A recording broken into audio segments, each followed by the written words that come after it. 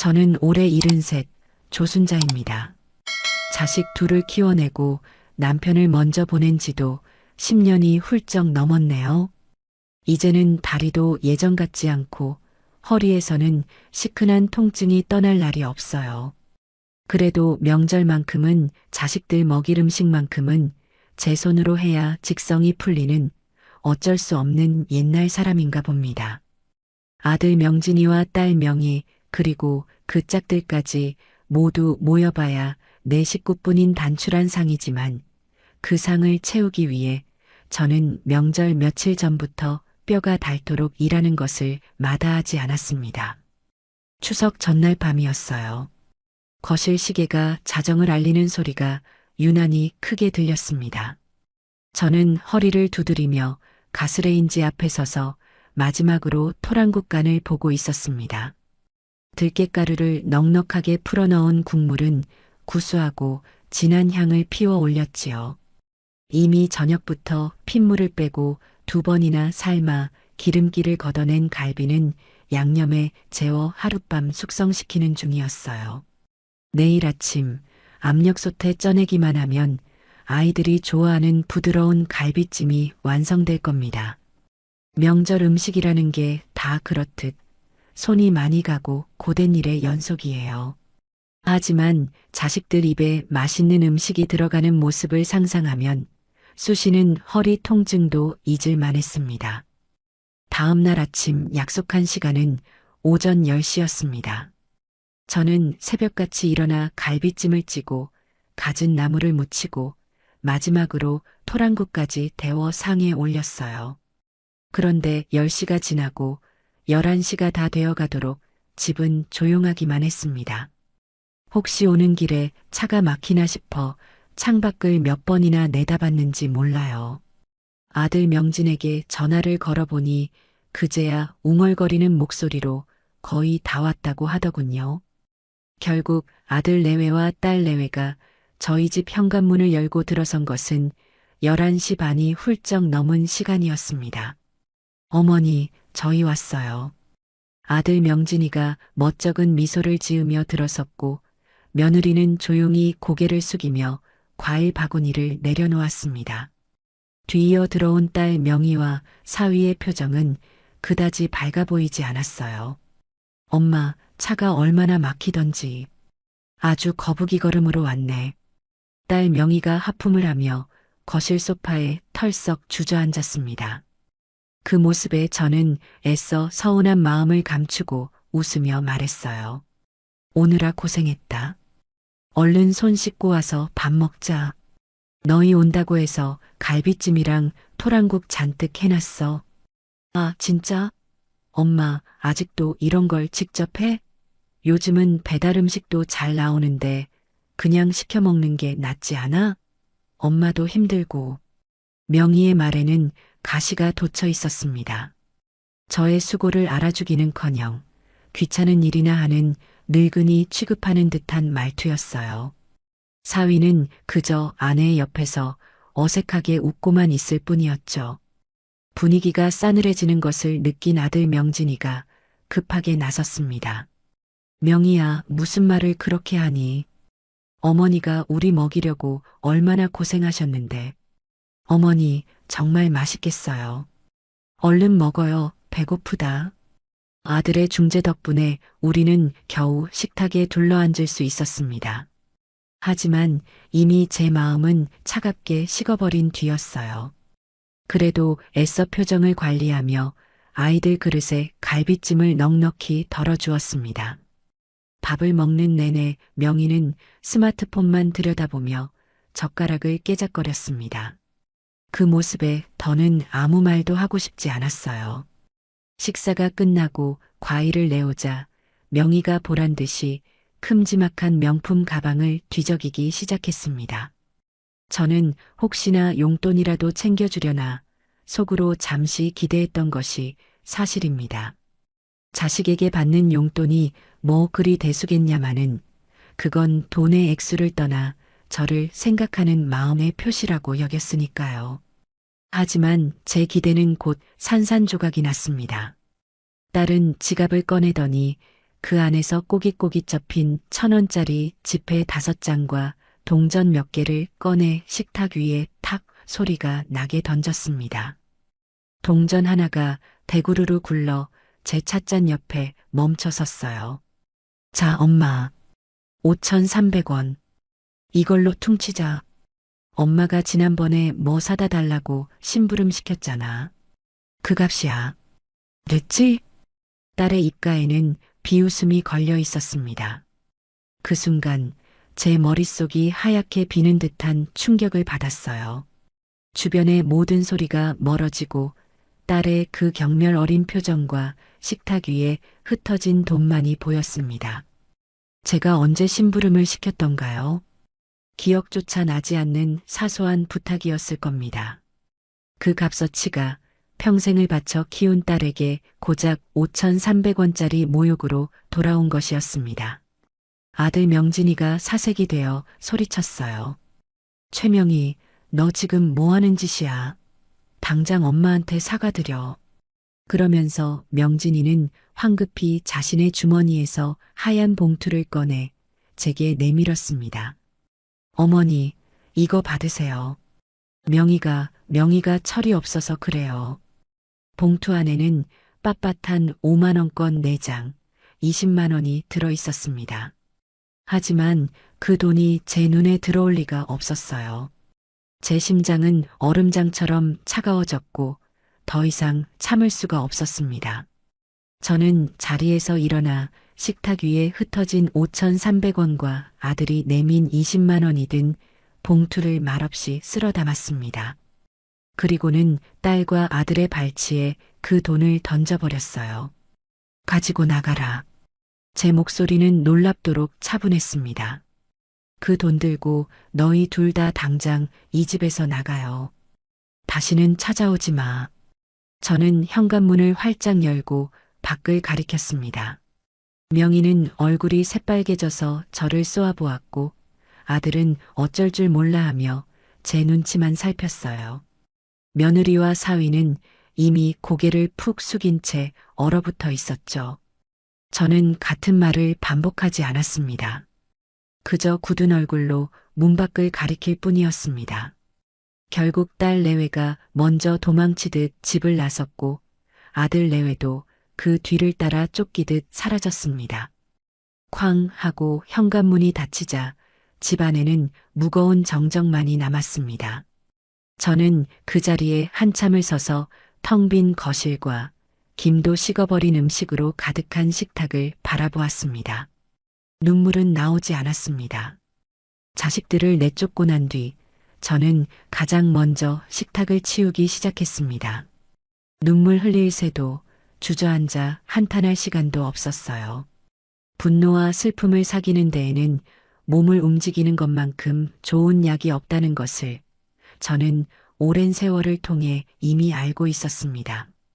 갈비찜이 담겼던 커다란 접시, 토랑국이 담겼던 냄비, 그리고 수북하게 쌓인 그릇들을 묵묵히 개수대로 옮겼습니다. 자식들이 겨우 몇 숟갈 뜨고 만 음식들은 음식물 쓰레기통으로 쏟아부었어요. 밤새 잠도 설쳐가며 정성으로 만들었던 음식들이 역한 냄새를 풍기며 버려지는 순간 허탈함이 파도처럼 밀려왔지만 저는 이를 악물고 설거지를 계속했습니다. 그릇 부딪히는 소리만이 유일한 소음인 집안에서 저는 제 자신을 돌아보았습니다. 무엇이 잘못되었을까요? 자식들을 위해 제 모든 것을 바쳤던 것이 잘못이었을까요? 남편이 세상을 떠나고 그 빈자리를 채우기 위해 저는 더욱더 자식들에게 매달렸던 것 같아요. 행여나 아이들이 아비 없는 슬픔을 느낄까봐 다른 집보다 2배, 3배로 사랑을 쏟았다고 자부했습니다. 하지만 그 결과가 고작 5,300원짜리 경멸로 돌아온 것이라면 제 인생은 완전히 실패한 것이나 다름없었습니다. 설거지를 마치고 텅 빈 식탁을 마른 행주로 닦아내던 그때 거실 테이블 위에 놓인 스마트폰이 요란하게 울렸습니다. 딸 명희에게서 온 문자 메시지였어요. 엄마, 지금 뭐 하는 거야? 겨우 그 돈 가지고 사람을 그 지경으로 만들어? 내가 뭘 그렇게 잘못했는데? 나이 먹더니 돈만 밝히는 거야? 진짜 서운하고 어이없네. 노망 났어?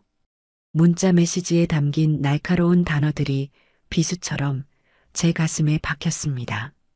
저는 더 이상 답장할 기력조차 남아있지 않았어요. 그저 말없이 딸의 번호를 차단하고 메시지를 삭제했습니다. 더 이상은 상처받고 싶지 않았어요. 이 지긋지긋한 감정의 소모를 이제는 끝내야만 했습니다. 마음이 너무 복잡해서 저는 찬장 정리를 시작했습니다. 평소에는 힘들어서 미뤄두었던 일이었죠. 오래된 그릇들을 꺼내고 쓰지 않는 냄비들을 버리기 위해 찬장 깊숙한 곳까지 손을 뻗었습니다. 그때 손끝에 먼지가 뽀얗게 쌓인 낡은 나무 상자 하나가 걸렸어요. 그 상자는 남편이 살아생전에 아끼던 물건들을 넣어두던 상자였습니다. 남편이 떠난 뒤로는 한 번도 열어보지 않았던 상자였죠. 상자를 열자 쾌쾌한 묵은 냄새와 함께 남편의 흔적들이 모습을 드러냈습니다. 낡은 만년필, 빛바랜 사진 몇 장, 그리고 그 아래에 비닐 커버로 소중하게 쌓인 낡은 노트 한 권이 있었어요. 저는 조심스럽게 그 노트를 꺼내 들었습니다. 노트의 표지에는 남편의 익숙한 필체로 세상에서 가장 맛있는 순자의 밥상이라고 적혀 있었습니다. 한 장, 한 장 노트를 넘기자 제 눈에는 금세 눈물이 차올랐습니다. 그 노트는 남편이 저의 요리법을 꼼꼼하게 기록해둔 세상에 단 하나뿐인 레시피 북이었습니다. 제가 무심코 김치찌개를 끓일 때 넣던 재료의 순서부터 잡채에 들어가는 채소를 볶는 시간까지 남편은 제 어깨너머로 본 모든 것을 세세하게 기록해 두었던 것입니다. 노트 곳곳에는 이날의 미역국은 아내가 아파서 끓여준 것. 세상에서 제일 맛있었다. 갈비찜 양념은 역시 우리 아내가 최고. 같은 남편의 사랑스러운 메모들도 가득했습니다. 노트의 마지막 장을 펼쳤을 때 저는 결국 소리내어 울고 말았습니다. 거기에는 남편이 병상에 누워있을 때 입맛이 없다던 그를 위해 제가 밤새 연구해서 만들었던 약과 레시피가 적혀 있었습니다. 그리고 그 레시피 아래 힘없는 글씨로 남편의 마지막 말이 남겨져 있었어요. 여보, 당신 손은 보물이야. 이 보물 같은 손으로 당신은 뭐든지 할 수 있을 거요. 그러니 내가 없더라도 절대로 주저앉지 마시오. 당신 자신을 위해 살아가시오. 남편은 이미 알고 있었나 봅니다. 제가 자식들에게 모든 것을 내어주고 결국에는 상처받게 될 것이라는 사실을요.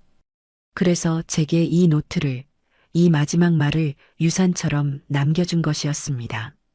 저는 남편의 온기가 남아있는 듯한 그 노트를 가슴에 품고 한참을 울었습니다. 실컷 울고 나니 이상하게도 마음이 편안해졌어요. 슬픔과 분노로 가득했던 제 마음에 작은 불씨 하나가 피어나는 것 같았습니다. 그래요. 이제는 더 이상 자식들을 위해 밥상을 차리지 않을 겁니다. 남편이 보물이라고 말해주었던 이 두 손으로 이제부터는 온전히 저 자신을 위한 인생을 요리해 볼 참입니다. 저는 그 길로 일어나 먼지를 털어내고 거울 앞에 섰습니다. 거울 속에는 눈물로 엉망이 된 늙은 여인이 서 있었지만 그 눈빛만큼은 그 어느 때보다 단단하게 빛나고 있었습니다. 결심을 굳힌 저는 다음 날 아침 곧바로 집을 나섰습니다. 목적지는 동네 복지관이었어요. 평소에는 노래 교실이나 건강 체조를 하는 어르신들로 북적이는 곳이었지만 제 목표는 달랐습니다. 며칠 전 우연히 복지관 게시판에서 보았던 시니어 디지털 창업교실 전단지가 머릿속을 떠나지 않았기 때문입니다.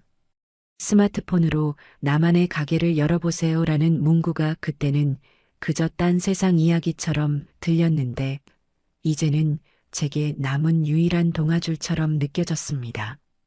수강 신청을 하러 간 상담실에는 저보다 훨씬 젊어 보이는 사람들이 대부분이었습니다. 처음에는 조금 주눅이 들기도 했어요.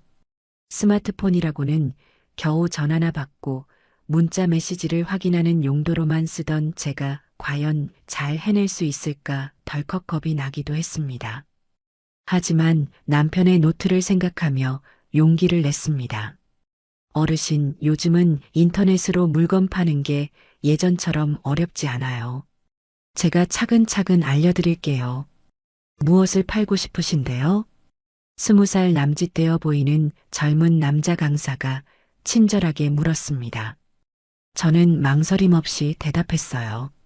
약과랑 식혜요. 우리 영감이 세상에서 제일 맛있다고 했던 겁니다.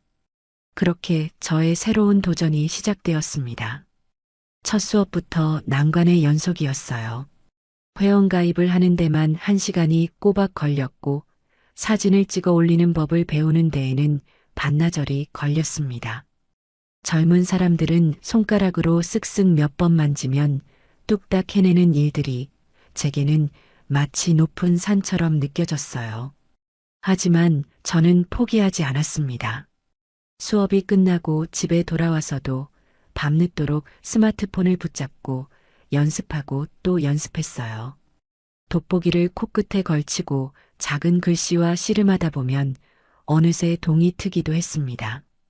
며칠간의 고군분투 끝에 저는 드디어 남편이 사랑한 순잔의 밥상이라는 이름으로 저만의 온라인 스토어를 열 수 있었습니다. 남편의 노트에 적힌 레시피 그대로 정성껏 만든 약과와 식혜 사진을 찍어 올렸어요. 조명도 배경도 볼품 없었지만 음식만큼은 진심을 다해 만들었습니다. 첫 주문을 기다리는 시간은 피가 마를 정도로 길게 느껴졌어요. 아무도 이 늙은이의 음식을 사주지 않으면 어떡하나 불안한 마음에 스마트폰만 하염없이 들여다보았습니다. 그리고 스토어를 연 지 사흘째 되던 날 오후 띠링하고 경쾌한 알림음이 울렸습니다. 첫 주문이 들어온 것이었어요. 동네에 사는 주부 한 분이 약과 한 세트를 주문한 것이었습니다. 저는 너무 기뻐서 저도 모르게 만세를 부를 뻔했습니다. 제 손으로, 제 능력으로 번 첫 돈이었습니다. 금액은 얼마 되지 않았지만 그 어떤 돈보다도 값지게 느껴졌어요. 저는 서툰 솜씨로 감사 인사가 담긴 쪽지를 쓰고 약과가 부서지지 않도록 꼼꼼하게 포장했습니다. 첫 주문을 시작으로 하루에 한두 건씩 주문이 들어오기 시작했습니다. 동네 이웃들이나 복지관 친구들이 팔아준 것이 대부분이었지만 저는 개의치 않았어요. 주문이 들어올 때마다 신이 나서 주방에서 콧노래를 부르며 음식을 만들었습니다. 그렇게 하루하루가 활기로 채워져 가던 어느 날 불청객이 찾아왔습니다. 딸 명희였어요. 엄마, 지금 이게 다 뭐야? 명희는 집안에 가득 쌓인 포장 상자들과 약과 반죽을 보며 기가 막힌다는 듯 소리쳤습니다. 저는 아무렇지 않은 척 대답했어요. 보는 그대로다. 장사하는 중이야. 장사? 엄마, 지금 망신스럽게 뭐 하는 거야? 이 나이에 무슨 장사야? 당장 그만둬. 동네 사람들이 엄마 욕하는 거 안 들려? 딸은 길길이 날뛰며 제게 삿대질을 했습니다. 그 모습이 참 우습게 보였어요. 자신의 엄마가 동네 사람들에게 손가락질 당하는 것이 창피했을까요? 아니면 이 늙은 엄마가 자신의 힘으로 돈을 버는 것이 못마땅했을까요? 저는 차분하게 명희를 바라보며 말했습니다. 네가 던진 5,300원보다는 훨씬 값진 일을 하는 중이다. 그리고 동네 사람들 나 욕 안 해. 오히려 대단하다고 응원해 주신다. 그러니 너는 네 걱정이나 하고 살아요. 여긴 이제 네가 신경 쓸 곳이 아니니까. 제 단호한 태도에 명희는 잠시 말을 잃었습니다. 그리고는 분이 풀리지 않는다는 듯 두고 봐, 엄마. 후회하게 될 거야. 라는 말을 남기고 집을 뛰쳐나갔습니다. 저는 딸이 떠난 자리를 잠시 바라보다가 다시 하던 반죽에 집중했습니다. 이제는 더 이상 딸의 협박이나 분노에 흔들리지 않았어요. 제게는 이제 저를 응원해주는 사람들과 제 힘으로 지켜나가야 할 소중한 가게가 생겼으니까요. 딸 명희가 다녀간 뒤로 며칠간은 별다른 일 없이 평온했습니다. 주문은 꾸준히 늘었고 이제는 동네뿐만 아니라 다른 지역에서도 주문이 들어오기 시작했어요. 할머니의 정성이 느껴지는 맛, 어릴 적 먹던 바로 그 맛이라는 좋은 후기들이 차곡차곡 쌓여가는 것을 보는 것이 제게는 가장 큰 기쁨이었습니다. 제 인생에도 드디어 볕이 드는구나. 그런 생각을 하던 참이었어요. 하지만 그 평화는 오래가지 않았습니다. 어느 날 저녁부터 제 온라인 스토어에 이상한 후기들이 달리기 시작했습니다. 여기 위생 상태가 엉망인 것 같아요. 머리카락이 나왔어요. 맛이 예전 같지 않네요. 재료를 아끼는 건가요? 너무 달기만 하고 깊은 맛이 없어요. 돈 아깝네요. 등 온통 비난으로 가득한 글들이었습니다. 하루 이틀 사이에 그런 악성 후기가 10개 이상 달렸어요. 저는 한 번도 음식에 머리카락을 넣은 적이 없었고 남편의 레시피를 어긴 적도 없었습니다. 명백한 거짓말이었어요. 그 후기들이 달리기 시작하자마자 신기하게도 주문이 뚝 끊겼습니다. 하루에 10건이 넘게 들어오던 주문이 단 한 건도 들어오지 않는 날이 이어졌어요. 저는 망연자실했습니다. 애써 쌓아 올린 작은 성이 한순간에 무너져 내리는 기분이었죠. 밤에 잠도 오지 않았고 입맛도 잃었습니다. 누가 도대체 왜 이런 짓을 하는 걸까요? 머릿속에 딸 명희의 얼굴이 떠올랐지만 애써 그 생각을 지우려 했습니다. 아무리 미워도 제 자식이 이런 비열한 짓까지 했을 리는 없다고 믿고 싶었어요.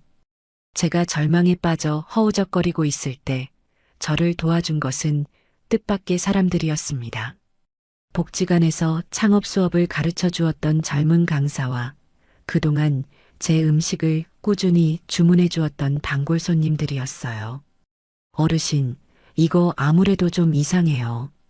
후기들이 다 비슷한 시기에 비슷한 내용으로 올라왔어요. 제가 한번 알아볼게요. 강사는 마치 자신의 일처럼 발벗고 나섰습니다. 그는 악성 후기를 남긴 사람들의 인터넷 활동 기록을 추적하기 시작했어요. 그리고 며칠 뒤 충격적인 사실을 알아냈습니다. 악플을 단 아이디 대부분이 최근에 급하게 만들어진 유령 계정이었고 그중 하나의 계정은 평소 명희가 자주 가는 인터넷 카페에서 활동한 흔적이 있다는 것이었습니다. 결정적인 증거는 없었지만 모든 정황이 제 딸을 가리키고 있었습니다. 같은 시각 저의 단골 손님들은 악성 후기에 맞서 싸워주기 시작했습니다. 저는 여기서 몇 번이나 시켜 먹었는데 한 번도 문제된 적 없어요. 사장님 음식은 정말 깨끗하고 맛있습니다. 이런 거짓 후기로 정직하게 장사하시는 분 괴롭히지 마세요. 이거 허위사실 유포로 신고해야 하는 거 아닌가요? 등 저를 옹호하는 댓글들이 악성 후기 아래에 줄줄이 달렸습니다.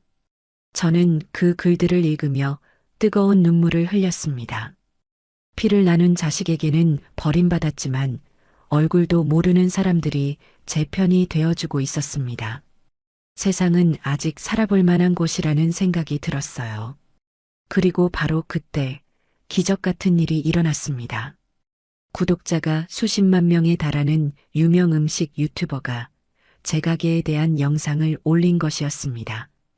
그는 논란이 되고 있는 제 가게의 음식을 직접 주문해서 먹어보는 내용의 콘텐츠를 제작했어요. 자, 여러분. 요즘 이 할머님 가게가 악성 댓글 때문에 시끄럽다고 하는데요. 제가 직접 먹어보겠습니다. 유튜버는 제 약과를 한 입 베어 물고는 눈을 동그랗게 떴습니다. 와, 이건 진짜네요. 여러분, 이건 흉내만 낸 맛이 아니에요. 정말 오랜 시간 동안 쌓아온 깊은 내공이 느껴지는 맛입니다. 식혜도 인공적인 단맛이 아니라 엿기름으로 정성껏 삭힌 진짜 식혜 맛이에요. 논란이 왜 생겼는지 모르겠네요. 저는 제 이름을 걸고 말씀드릴 수 있습니다. 여기는 진짜 맛집입니다. 그 영상이 올라간 뒤 상황은 순식간에 역전되었습니다. 영상은 하루 만에 조회수 100만 회를 넘어섰고 제 가게는 악플 테러를 이겨낸 숨겨진 장인의 가게로 순식간에 유명해졌습니다. 주문 알림은 쉴 새 없이 울렸고 하루 만에 준비한 재료가 모두 동이 날 정도였어요. 딸 명희의 비열한 공격은 오히려 제 사업에 날개를 달아준 셈이 된 것입니다. 저는 쏟아지는 주문서를 보며 남편의 노트를 다시 한번 펼쳐보았습니다. 당신 손은 보물이야. 남편의 말이 그 어느 때보다 더 큰 울림으로 제 가슴에 와닿았습니다. 저는 더 이상 외롭지 않았습니다. 유튜버의 영상이 불러온 파장은 실로 대단했습니다. 제 작은 가게는 하루아침에 전국의 주목을 받는 명소가 되었어요. 주문 전화는 쉴 새 없이 울렸고 인터넷 주문창은 열리자마자 마감되기 일쑤였습니다.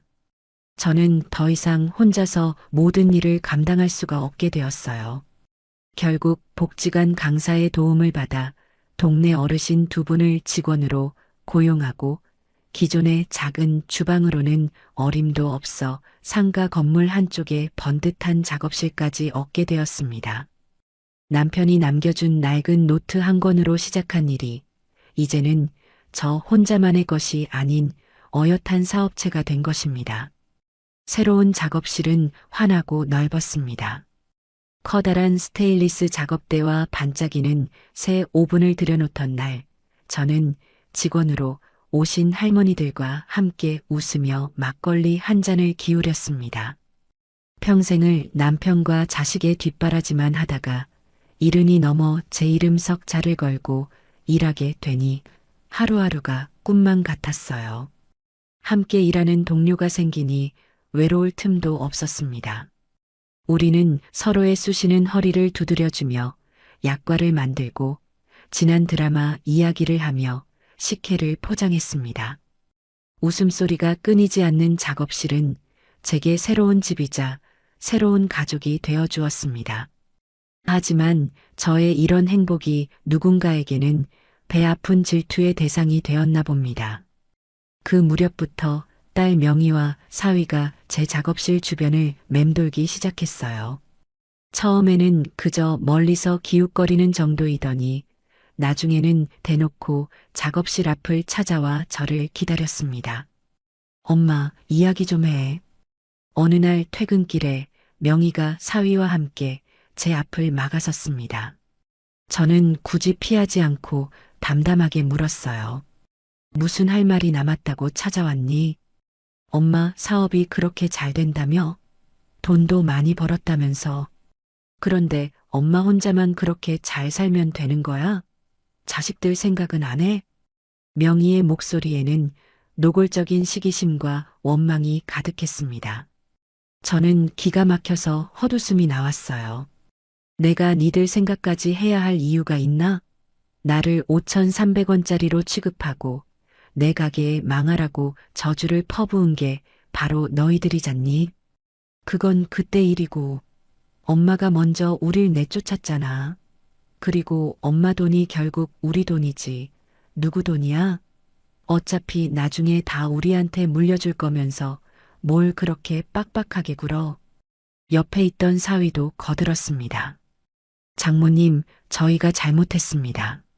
하지만 저희도 좀 삽시다. 명희 엄마가 저렇게 성공하셨는데 저희가 이렇게 힘들게 사는 건 도리가 아니잖아요. 좀 도와주십시오. 그들의 뻔뻔함에 저는 더 이상 말을 섞고 싶지 않았습니다. 저는 차갑게 돌아섰어요. 꿈 깨거라. 너희에게 물려줄 재산은 단 1원도 없다. 그러니 앞으로는 너희 힘으로 벌어서들 살아. 다시는 찾아오지 마라. 제 단호한 거절에 딸 내외의 얼굴이 흉측하게 일그러졌습니다. 그들은 제 등 뒤에 대고 악에 바친 소리를 질렀지만 저는 한 번도 뒤돌아보지 않고 집으로 향했습니다. 그들의 탐욕이 여기서 끝이 아닐 것이라는 불길한 예감이 들었지만 저는 두렵지 않았습니다. 이제 제 곁에는 저를 지켜주는 좋은 사람들이 있었으니까요. 역시나 제 예감은 틀리지 않았습니다. 며칠 뒤 제 집으로 법원에서 보낸 등기후 편물이 하나 도착했습니다. 봉투를 뜯어본 저는 제 눈을 의심했어요. 그 안에는 성년후견 개시 심판 청구서라는 것이 들어 있었습니다. 청구인은 딸 최명희와 사위 박서준, 사건 본인, 즉 후견을 받아야 할 사람의 이름에는 제 이름 조순자가 적혀 있었습니다. 그들은 제가 고령으로 인해 정상적인 판단 능력이 결여되어 재산 관리를 제대로 할 수 없으니 자식인 자신들이 저희 법정 후견인이 되어야 한다고 주장하고 있었습니다. 제 모든 재산을 법적으로 빼앗아 가려는 그들의 마지막 발악이 시작된 것이었습니다. 청구서에는 제가 최근 갑자기 사업을 시작한 것이나 주변 사람들에게 돈을 헤프게 쓰는 것, 그리고 자식들을 이유 없이 내쫓은 것 등이 모두 판단 능력이 흐려진 증거라고 적혀 있었습니다. 어이가 없어서 웃음이 터져나왔어요. 동시에 피가 거꾸로 솟는 듯한 분노가 치밀어 올랐습니다. 자식이라는 이름으로 어떻게 이런 짓까지 할 수 있을까요? 저는 곧바로 복지관의 젊은 강사에게 연락했습니다. 그는 서류를 보더니 이미 예상했다는 듯 침착하게 말했습니다. 어르신, 너무 걱정 마세요. 이건 상대방의 일방적인 주장일 뿐이에요. 어르신이 정상적인 판단 능력을 가지고 계시다는 것만 증명하면 아무 문제 없습니다. 제가 아는 변호사님께 바로 연락해서 도와달라고 할게요. 그의 셔츠를 입은 든든한 모습에 저는 불안했던 마음을 가라앉힐 수 있었습니다. 그래요. 이제는 더 이상 예전처럼 속수무책으로 당하기만 하던 조순자가 아니었습니다. 저는 제 인생을, 제 재산을 지키기 위해 싸울 준비가 되어 있었습니다. 그날 밤 저는 남편의 레시피 노트를 펼쳐놓고 뜬 눈으로 밤을 새웠습니다. 남편의 글씨를 보고 있자니 두려움 대신 싸워야 할 이유와 용기가 샘솟는 듯 했습니다. 며칠 뒤 저는 강사가 소개해준 변호사와 함께 법원으로 향했습니다. 가정법원에서 열리는 첫 심리기일이었어요. 복도에서 마주친 딸 명희와 사위는 마치 승리자라도 된 것처럼 의기양양한 표정으로 저를 쳐다보았습니다. 그들의 눈에는 늙고 힘없는 어머니를 상대로 손쉬운 승리를 예상하는 오만함이 가득했어요. 저는 아무런 표정 없이 그들을 지나쳐 조정실로 들어갔습니다. 어머님, 자식들이 어머님을 걱정해서 이러는 겁니다. 재산 다툼으로 비치고 싶지는 않습니다만 어머님의 건강과 재산을 안전하게 지켜드리기 위한 어쩔 수 없는 선택이었음을 이해해 주십시오. 조정실에 마주 앉자마자 상대편 변호사가 위선적인 말투로 입을 열었습니다. 딸 명희는 그 옆에서 고개를 끄덕이며 금방이라도 눈물을 흘릴 것처럼 슬픈 표정을 지어 보였어요. 맞아요, 판사님. 저희 엄마가 요즘 이상하세요. 갑자기 없던 사업을 벌이시더니 주변에 돈을 마구 뿌리고 다니세요. 저희가 걱정돼서 말리면 화만 내시고 이제는 저희를 알아보지도 못하고 내쫓기까지 하셨어요. 딸의 입에서 나오는 거짓말들을 들으며 저는 조용히 눈을 감았습니다. 저 아이를 제가 어떻게 키웠던가요? 제 모든 것을 희생하며 애지중지 키운 결과가 고작 이런 것이라니 참담한 심정이었습니다. 하지만 감상에 젖어 있을 시간은 없었어요. 조순자 씨, 따님의 말에 대해 어떻게 생각하십니까? 조정위원의 질문에 저는 천천히 입을 열었습니다. 모두 거짓말입니다. 저는 아주 건강하고 제정신입니다. 제 사업은 제 능력으로 일군 것이고 직원들에게 월급을 주는 것은 당연한 일입니다. 그리고 자식들을 내쫓은 것은 저를 더 이상 부모로 존중하지 않았기 때문입니다. 제 차분한 대답에 상대편 변호사와 딸의 얼굴에 잠시 당황한 기색이 스쳤습니다. 그들은 제가 법이라는 말 앞에서 겁을 먹고 모든 것을 포기할 것이라 생각했던 모양이에요. 제 옆에 앉은 젊은 변호사가 준비해 온 서류 뭉치를 조정위원 앞에 내밀며 말했습니다.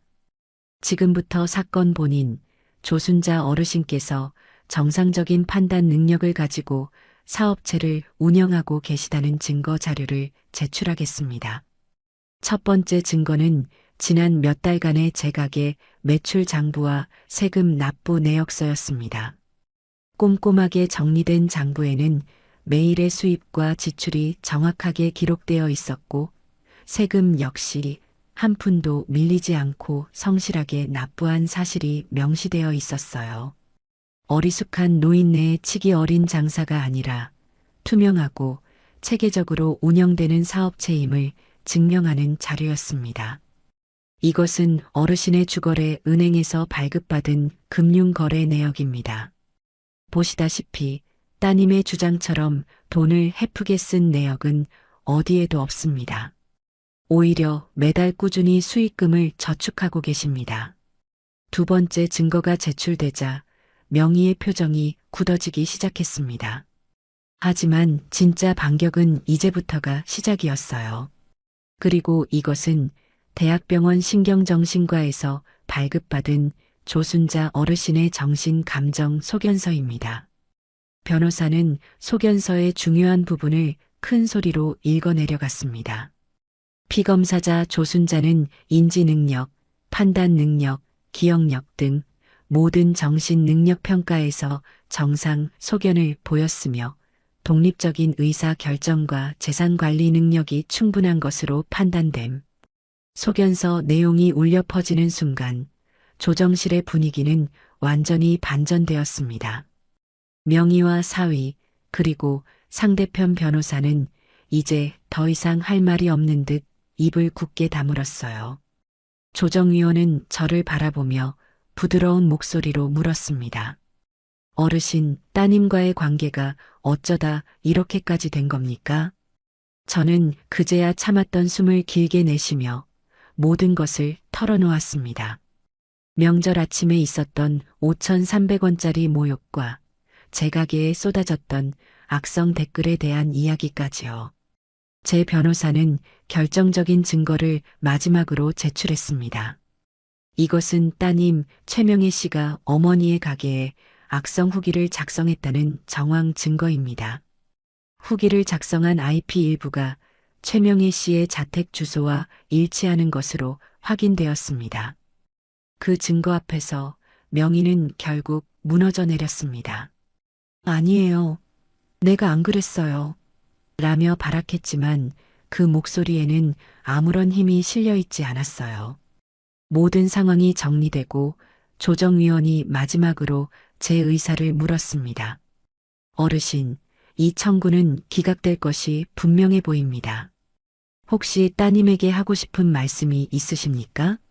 저는 자리에서 일어나 딸과 사위를 똑바로 쳐다보았습니다. 그리고 제 인생을 건 마지막 선언을 했습니다. 판사님, 오늘 이 자리에서 분명히 밝히고 싶은 것이 있습니다. 저는 오늘부로 제 명의로 된 모든 재산을 사회에 환원할 것을 서약합니다. 네. 장모님, 그게 무슨 말씀이세요? 사위가 경악하며 소리쳤지만 저는 아랑곳하지 않고 말을 이어갔습니다. 제가 사는 이 집과 제 이름으로 된 예금은 제가 죽은 뒤 불우한 이웃을 위해 쓰일 것입니다. 그리고 제가 운영하는 가게, 남편이 사랑한 순잔의 밥상은 저와 같은 노인들의 일자리를 창출하는 사회적 기업으로 전환할 생각입니다. 그러니 이제 너희들이 탐낼 제 재산은 단 1원도 남아있지 않습니다. 제 선언이 끝나자 조정실에는 무거운 침묵이 흘렀습니다. 딸 명희는 넋이 나간 사람처럼 멍하니 저를 바라보았고 사위의 얼굴은 하얗게 질려 있었습니다. 그들의 탐욕스러운 계획이 산산조각 나는 소리가 들리는 듯 했습니다. 저는 그들을 향해 마지막으로 말했어요. 그러니 이제 그만 내 인생에서 사라져다오. 그 말을 끝으로 저는 변호사와 함께 미련 없이 조정실을 걸어 나왔습니다. 등 뒤로 딸의 절규인지 분노인지 모를 울음소리가 희미하게 들려오는 듯 했지만 저는 단 한 번도 뒤돌아보지 않았습니다. 법원 건물을 빠져나오자 가을의 파란 하늘이 눈부시게 펼쳐져 있었습니다. 저는 비로소 제 인생의 완전한 주인이 된 기분이었습니다. 제가 재산을 사회에 환원하겠다고 선언한 일은 생각보다 더 큰 파장을 불러왔습니다. 작은 동네 신문에 실렸던 이야기가 인터넷을 통해 퍼져나가면서 방송국에서도 연락이 오기 시작했어요. 저는 유명해지고 싶은 마음은 없었기에 대부분의 인터뷰는 거절했지만 제 의지는 확고했습니다. 변호사의 도움을 받아 유언장을 공증하고 가게를 사회적 기업으로 전환하기 위한 절차를 차근차근 밟아나갔습니다. 그 소식이 알려진 뒤 딸 명희와 사위는 완전히 무너져 내렸습니다. 그들이 마지막 동아줄처럼 여기고 있던 어머니의 재산이라는 환상이 깨져버렸기 때문이죠. 얼마 지나지 않아 사위의 사업이 부도가 났다는 소식을 들었습니다. 애초에 제 재산을 담보로 무리하게 사업을 벌였던 모양이에요. 그들이 살던 번듯한 아파트도 경매로 넘어가고 결국 월세방을 전전하는 신세가 되었다는 이야기도 동네 친구를 통해 전해 들었습니다. 화려하게 치장하고 다니던 딸 명희는 생계를 위해 마트 계산원으로 취직했다고 합니다. 한 번은 장을 보러 갔다가 계산대에서 굳은 얼굴로 바코드를 찍고 있는 딸과 마주친 적이 있었어요. 저와 눈이 마주친 순간 명희는 화들짝 놀라며 고개를 푹 숙였습니다. 예전처럼 윤기가 흐르던 얼굴은 온데간데였고 피곤과 절망에 절어 푸석푸석해진 얼굴만 남아 있었습니다. 저는 아무 말 없이 계산만 하고 돌아섰지만 그날 밤 잠을 이루기가 어려웠습니다. 통쾌한 마음보다는 씁쓸하고 아픈 마음이 더 컸어요. 아무리 미워도 제 배 아파 낳은 자식이었으니까요. 반면에 아들 명진이에게는 작은 변화가 생겼습니다. 그동안 명희의 등살에 눌려 기 한 번 제대로 펴지 못했던 아들은 동생의 몰락을 지켜보며 무언가 깨달은 바가 있었던 것 같아요. 어느 날 저녁 아들이 작업복 차림으로 제 가게를 찾아왔습니다. 손에는 작은 음료수 한 박스를 들고 있었어요. 어머니, 일 끝나고 오는 길에 들렀어요. 직원분들이랑 같이 드세요. 아들은 제 앞에 서는 것조차 어려워하며 쭈뼛거렸습니다. 저는 아무 말 없이 아들이 내민 박스를 받아들었어요. 이게 무슨 일이야? 웬일로 찾아왔어? 그냥 어머니 얼굴 한번 뵙고 싶어서요. 저 공사 현장에서 다시 일 시작했어요.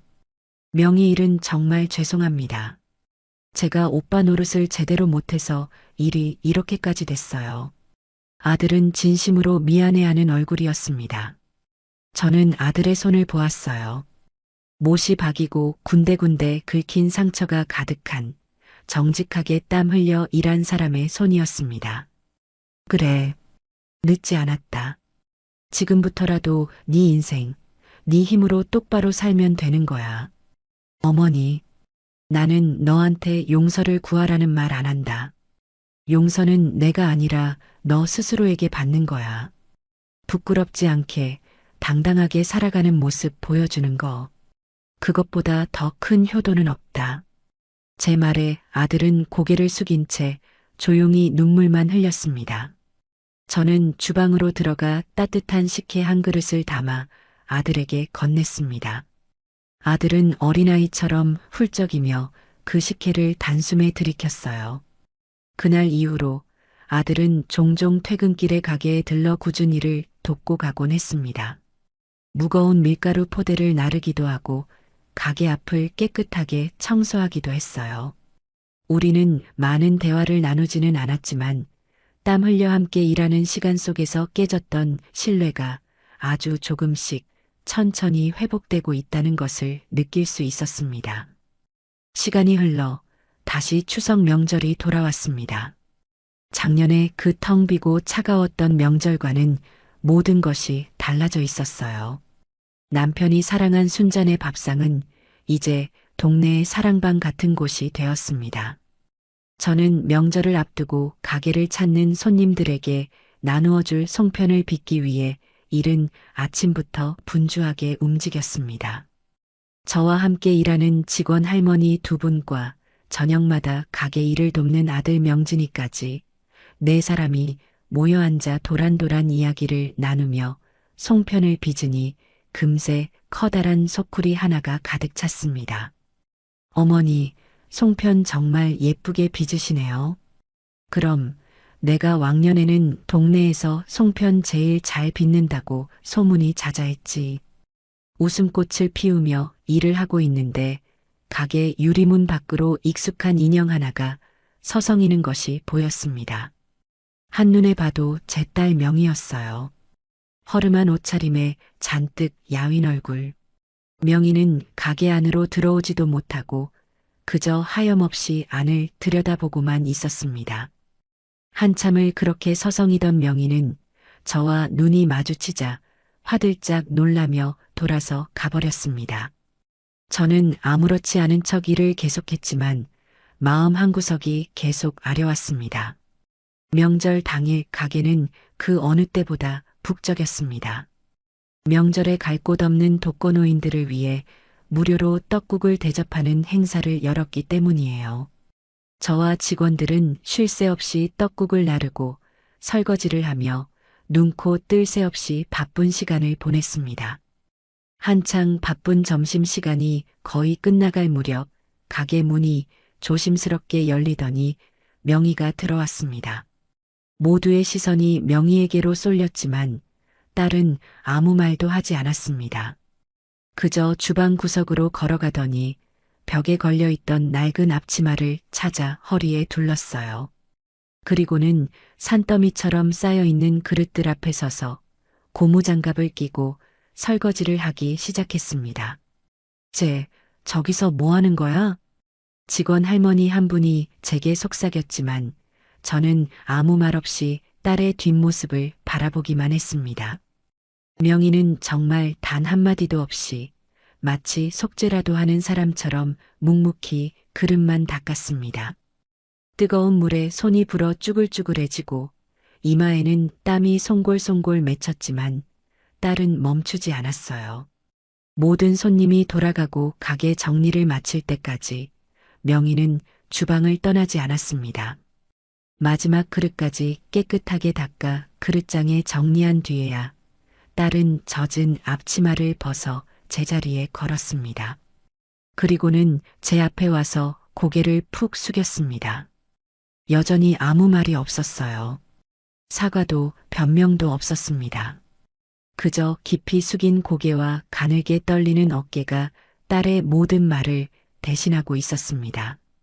저는 조용히 주방으로 들어가 아침에 끓여두었던 토랑국을 작은 뚝배기에 담아 뜨겁게 데웠습니다. 그리고 갓 지은 쌀밥 한 공기와 잘 익은 김장김치를 쟁반에 받쳐 명희 앞에 작은 상에 내려놓았어요. 명희가 그토록 비웃었던 바로 그 토랑국이었습니다. 딸은 뚝배기에서 피어오르는 김을 한참 동안 멍하니 바라보더니 이내 숟가락을 들었습니다. 그리고는 국물 한 숟갈을 떠서 입으로 가져갔어요. 뜨거운 국물이 목구멍을 넘어가자마자 딸의 눈에서 참았던 눈물이 복물처럼 터져 나왔습니다. 명희는 소리도 내지 못하고 밥알보다 더 많은 눈물을 뚝뚝 흘리며 밥을 먹기 시작했습니다. 저는 딸의 어깨를 가만히 두드려주며 아주 오랜만에 다정한 목소리로 말했습니다. 울지 마라. 손님들 다 보겠다. 얼른 먹고 힘내서 일해야지. 제 말에 명희는 더 크게 어깨를 들썩이며 울었습니다. 용서한다는 말은 하지 않았습니다. 사랑한다는 말도 하지 않았어요. 하지만 우리는 알고 있었습니다. 뜨거운 토랑국 한 그릇에 그 모든 말이 담겨 있다는 것을요. 길고 길었던 우리의 갈등은 그렇게 소박하지만 따뜻한 밥상 앞에서 비로소 끝이 나고 있었습니다. 그것은 완벽한 해피엔딩은 아닐지 몰라도 상처투성이 가족이 서로를 보듬으며 새로운 첫걸음을 내딛는 진정한 시작이었습니다. 안녕하세요. 제 이름은 하영순, 나이는 73입니다. 요즘 세상에 저 같은 할머니가 또 있을까 싶어요. 남들은 명절만 되면 자식들 손주들 올 생각에 마음이 설렌다는데 저는요, 이상하게 명절이 다가올수록 가슴이 답답하고 숨이 턱턱 막혀왔거든요. 특히 사위 녀석의 얼굴을 볼 생각을 하면 벌써부터 머리가 지끈거리고 뒷목이 뻐근해졌어요. 그래서 제가 몇 년 전부터 아주 특별한 결심을 했습니다. 명절 때만 되면 딸이고 사위고 다 내팽개치고 조용히 집을 나서는 거죠. 저만의 해방구요? 바로 안동입니다. 왜 하필 안동이냐고요? 그곳엔 제 인생의 가장 아름다운 시절과 세상에서 가장 사랑했던 한 남자의 흔적이 고스란히 남아있기 때문이에요. 오늘 제가 왜 그 지긋지긋한 사위를 피해 매년 안동으로 도망칠 수밖에 없었는지, 그리고 그 비밀스러운 여행 끝에 어떤 기막힌 반전이 저를 기다리고 있었는지 가속 시원한 이야기를 한번 풀어놓아 볼까 합니다. 추석을 딱 일주일 앞둔 어느 화요일 오후였어요. 거실 소파에 앉아 꾸벅꾸벅 졸고 있는데 요란한 벨소리가 제 단잠을 깨웠습니다. 화면에 뜬 우리 딸 지수라는 이름을 보는 순간 제 마음속에서는 올 것이 왔구나 하는 작은 한숨이 터져 나왔죠. 아니나 다를까 전화를 받자마자 수화기 너머로 딸 지수의 명랑하고도 살가운 목소리가 들려왔습니다. 엄마, 잘 지내셨어? 우리 엄마 목소리 듣고 싶어서 전화했지. 저는 애써 반가운 척 목소리를 가다듬으며 대답했어요. 오냐, 우리 딸. 엄마야 잘 지내지. 너야말로 밥은 잘 챙겨 먹고 다니는 거냐? 그렇게 형식적인 안부가 몇 마디 오가고 지수는 곧바로 본론을 꺼냈습니다. 엄마, 다름이 아니라 이번 추석 말이야. 우리 언제쯤 내려가면 좋을까?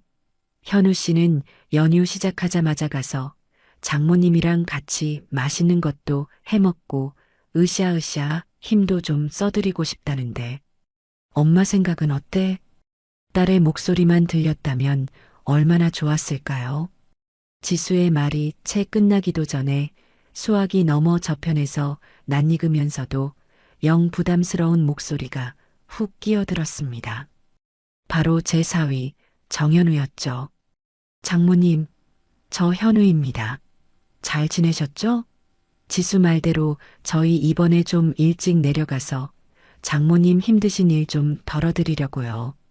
특히 그 창고 말입니다. 장모님. 거기 쌓인 먼지가 몇 년치는 될 텐데 이번 기회에 저랑 같이 싹 한번 정리하시죠. 제가 또 정리 전문가 아니겠습니까? 능글맞고 넉살 좋은 사위의 목소리에 제 속은 벌써부터 기름을 부은 듯 느글거리기 시작했습니다. 창고 정리. 저 녀석의 입에서 저 말이 나올 줄 제가 이미 알고 있었어요. 저에게는 남편과의 추억이 깃든 보물 창고가, 저 녀석의 눈에는 그저 먼지 쌓인 고물 창고 혹은 돈 될 만한 물건들이 숨겨진 노다지 창고로만 보였을 테니까요. 저는 애써 불쾌한 기색을 감추고 최대한 평온한 목소리로 대답했습니다. 아이고, 정서방. 마음만도 고맙네. 하지만 창고는 무슨. 너희들 오면 내가 맛있는 거나 실컷 해줘야지. 올 때 힘들 테니 명절 전날 저녁에나 맞춰서 천천히 오려무나. 전화를 끊고 저는 한동안 소파에 멍하니 앉아 있었습니다. 사위 녀석의 창고 정리하시죠. 라는 말이 귓가에 맴돌며 제 평화로운 일상을 뒤흔들고 있었죠. 저는 조용히 자리에서 일어나 제 방으로 들어갔습니다. 그리고는 서랍 깊숙한 곳에 넣어두었던 스마트폰을 꺼내 들었어요. 잠시의 망설임도 없이 저는 곧장 KTX 예매 어플을 열었습니다. 출발지는 서울, 도착지는 안동. 날짜는 명절 이틀 전 새벽. 제 손가락은 마치 오랫동안 연습이라도 한 듯 익숙하고 능숙하게 예매 버튼을 눌렀습니다. 예매가 완료되었습니다. 라는 문구를 확인하는 순간 꽉 막혔던 제 숨통이 비로소 시원하게 트이는 기분이었습니다. 그래, 올해도 떠나는 거다. 지긋지긋한 명절과 속물 같은 사위를 피해서 나만의 해방구, 나만의 안식처인 안동으로 말이에요. 이것이 바로 지난 몇 년간 명절마다 반복되어 온 저만의 비밀스럽고도 유쾌한 탈출 계획이었습니다. 다음 날부터 저는 비밀 작전을 수행하듯 여행 준비를 시작했습니다. 딸 내외의 눈을 피해야 했기에 모든 것은 은밀하고 조용하게 이루어졌죠. 저는 옷장 깊숙한 곳에 숨겨두었던 낡은 여행 가방을 꺼냈습니다. 그리고 그 안에 옷가지 대신 제게는 세상 그 무엇과도 바꿀 수 없는 소중한 보물들을 하나씩 채워 넣기 시작했어요. 가장 먼저 챙긴 것은 세상을 먼저 떠난 제 남편의 손때가 묻은 낡은 조각칼 세트였습니다. 나무를 깎고 다듬을 때 쓰던 그 칼들은 날이 무뎌진 지 오래였지만 제게는 남편의 거칠고 따뜻했던 손길을 느낄 수 있는 유일한 유품이었죠. 그리고 남편이 생전에 마지막으로 만들었던 주먹만한 크기의 작은 목각 인형 하나를 부드러운 천에 감싸 가방에 넣었습니다. 웃고 있는 아이의 모습을 띤 그 인형은 남편이 그토록 보고 싶어 했던 첫 손주의 모습을 상상하며 만든 것이었어요. 마지막으로 빛바랜 흑백 사진 몇 장을 챙겼습니다. 풋풋한 20살의 저와 남편이 안동 월영교 위에서 수줍게 손을 잡고 찍은 사진, 그리고 남편이 자신의 작은 공방에서 작품에 열중하고 있는 모습을 제가 몰래 찍은 사진이었죠. 이 모든 것이 제가 안동으로 떠나는 진짜 이유이자 제 여행의 가장 중요한 목적이었습니다.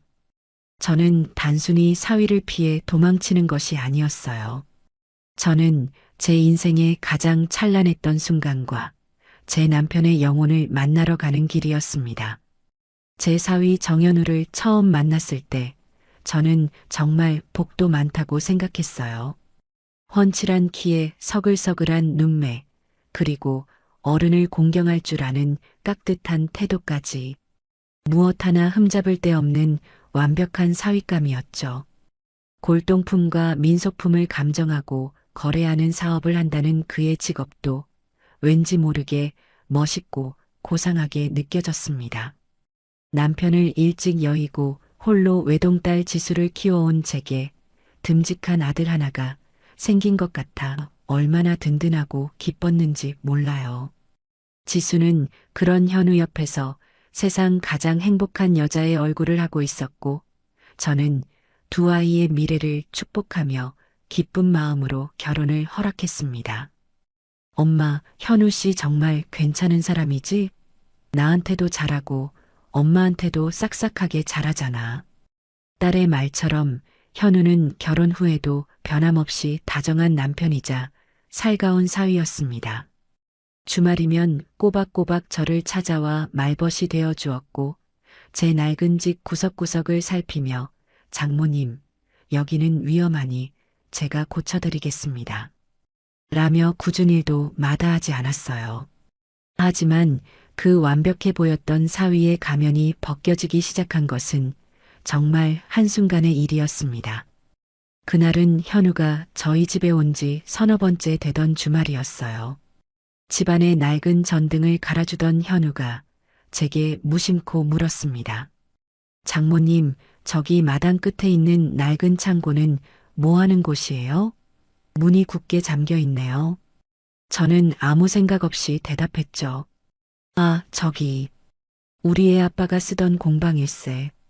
살아생전에 나무 만지는 걸 좋아해서 저기서 살다시피 했지. 지금은 그냥 애 아빠 물건들 넣어두는 창고로 쓰고 있고, 제 말에 현우의 눈이 미묘하게 반짝이는 것을 저는 미처 알아채지 못했습니다. 그러세요? 장인어른께서 손재주가 좋으셨나 보네요. 궁금한데 제가 한번 구경해도 될까요, 장모님? 저는 그의 순수한 호기심을 의심하지 않고 기꺼이 녹슨 열쇠 꾸러미를 들고 그를 창고로 데려갔습니다. 삐거덕하는 소리와 함께 무거운 창고 문이 열리는 순간 켜켜이 쌓인 먼지와 짙은 나무 냄새가 우리를 맞았습니다.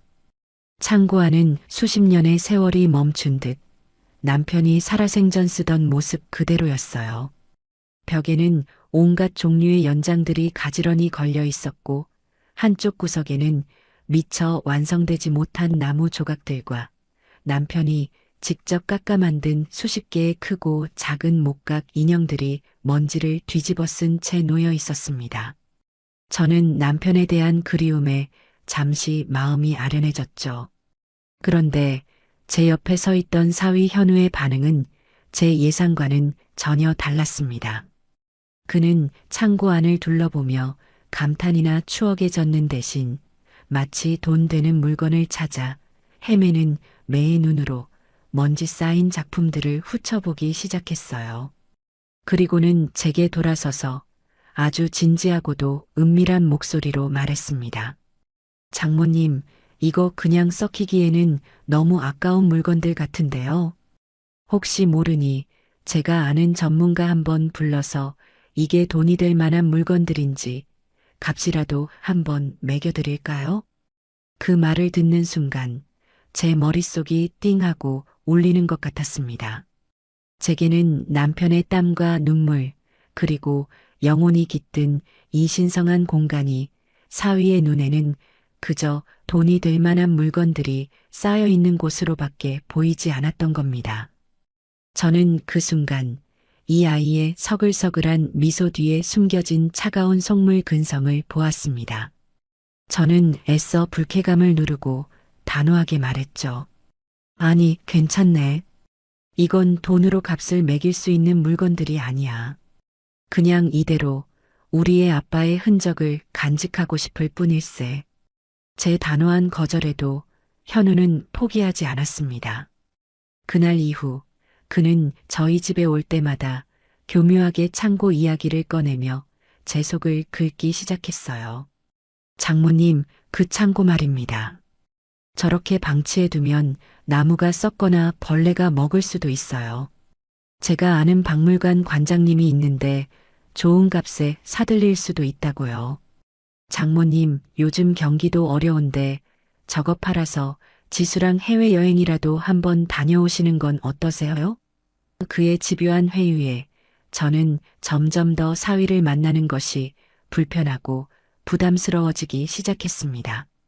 더 저를 속상하게 했던 것은 바로 제 딸 지수의 태도였습니다.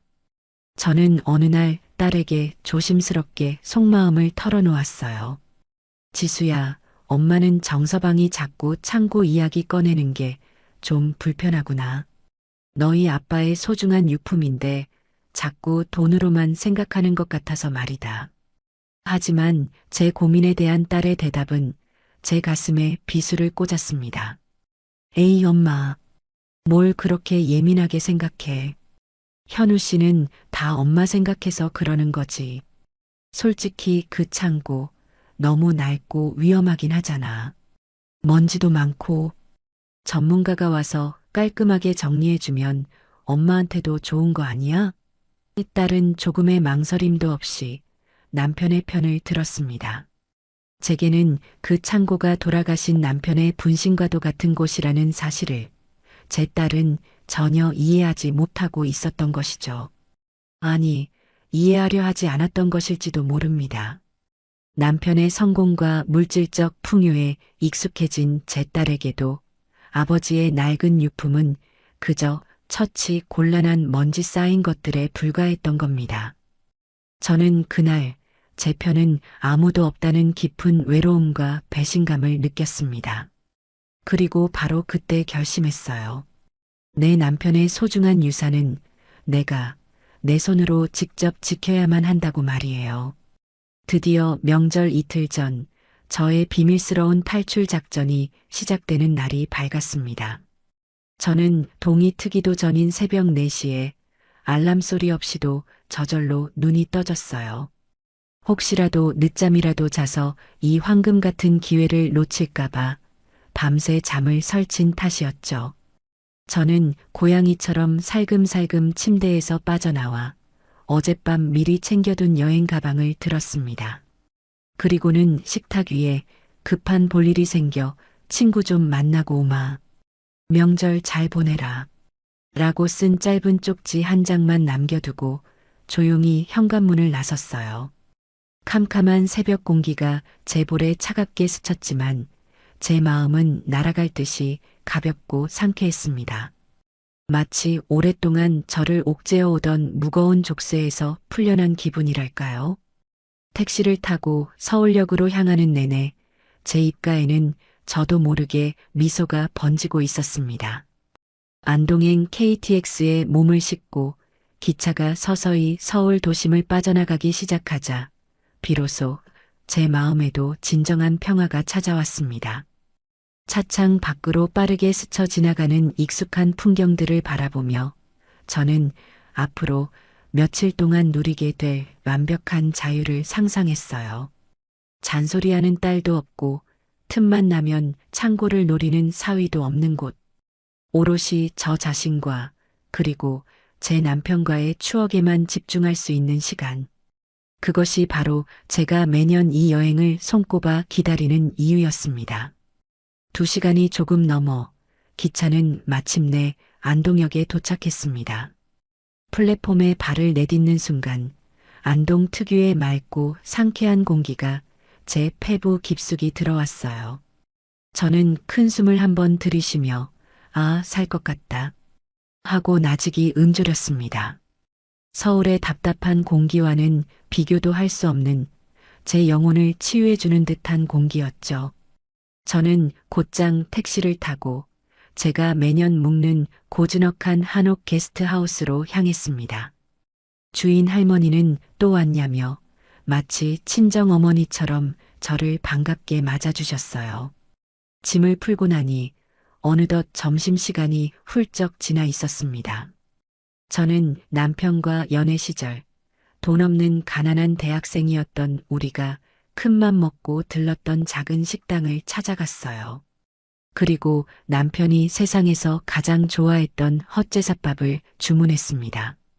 제 앞에 놓인 정갈한 녹그릇들을 보니 금방이라도 맞은편에 남편이 앉아 영순아 많이 먹어다 하며 웃어줄 것만 같아 저도 모르게 눈시울이 뜨거워졌죠. 저는 밥알 하나하나를 천천히 씹으며 남편의 빈자리를 그리운 추억으로 채워나갔습니다. 식사를 마치고 저는 안동의 명소인 월영교로 향했어요. 해가 질 무렵 아름다운 조명이 켜진 월영교를 홀로 걷고 있으니 수십 년 전 풋풋했던 20살의 제 모습과 남편의 모습이 아련하게 떠올랐습니다. 영순아, 내가 나중에 꼭 성공해서 너를 세상에서 가장 행복한 여자로 만들어주마. 다리 위에서 제 손을 꼭 잡고 약속하던 남편의 앳된 목소리가 마치 귓가에 생생하게 들려오는 듯 했습니다. 저녁이 되어 게스트하우스로 돌아오니 마당 평상에서 다른 손님들이 옹기종기 모여 두런두런 이야기를 나누고 있었습니다. 저는 조용히 방으로 들어가려는데 그중 한 청년이 제 손에 들린 낡은 조각칼 가방을 보고는 자리에서 벌떡 일어나 제게 다가왔어요. 어르신, 죄송하지만 잠시 그것 좀 볼 수 있을까요? 앳된 얼굴의 그 청년은 자신을 민속학을 공부하는 대학원생 김민준이라고 소개했습니다. 저는 별 생각 없이 그에게 조각할 가방을 건넸어요. 민준 씨는 마치 귀한 보물이라도 다루듯 조심스러운 손길로 가방을 열어 낡은 조각칼들을 하나씩 살펴보았습니다. 그리고는 감탄사를 연발하며 어르신, 이건 정말 귀한 물건인데요. 요즘에는 이런 식으로 손수 당금질에서 만든 조각칼을 찾아보기 정말 어렵습니다. 혹시 어르신께서 직접 사용하시던 건가요? 하고 물었습니다. 저는 그에게 돌아가신 제 남편의 유품이라고 담담하게 대답해 주었죠. 제 말에 그는 더욱 큰 관심을 보이며 제 남편에 대해 이것저것 묻기 시작했습니다.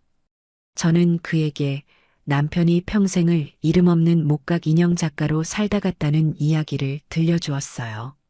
제 이야기를 듣는 내내 그의 눈은 존경심과 호기심으로 반짝이고 있었습니다.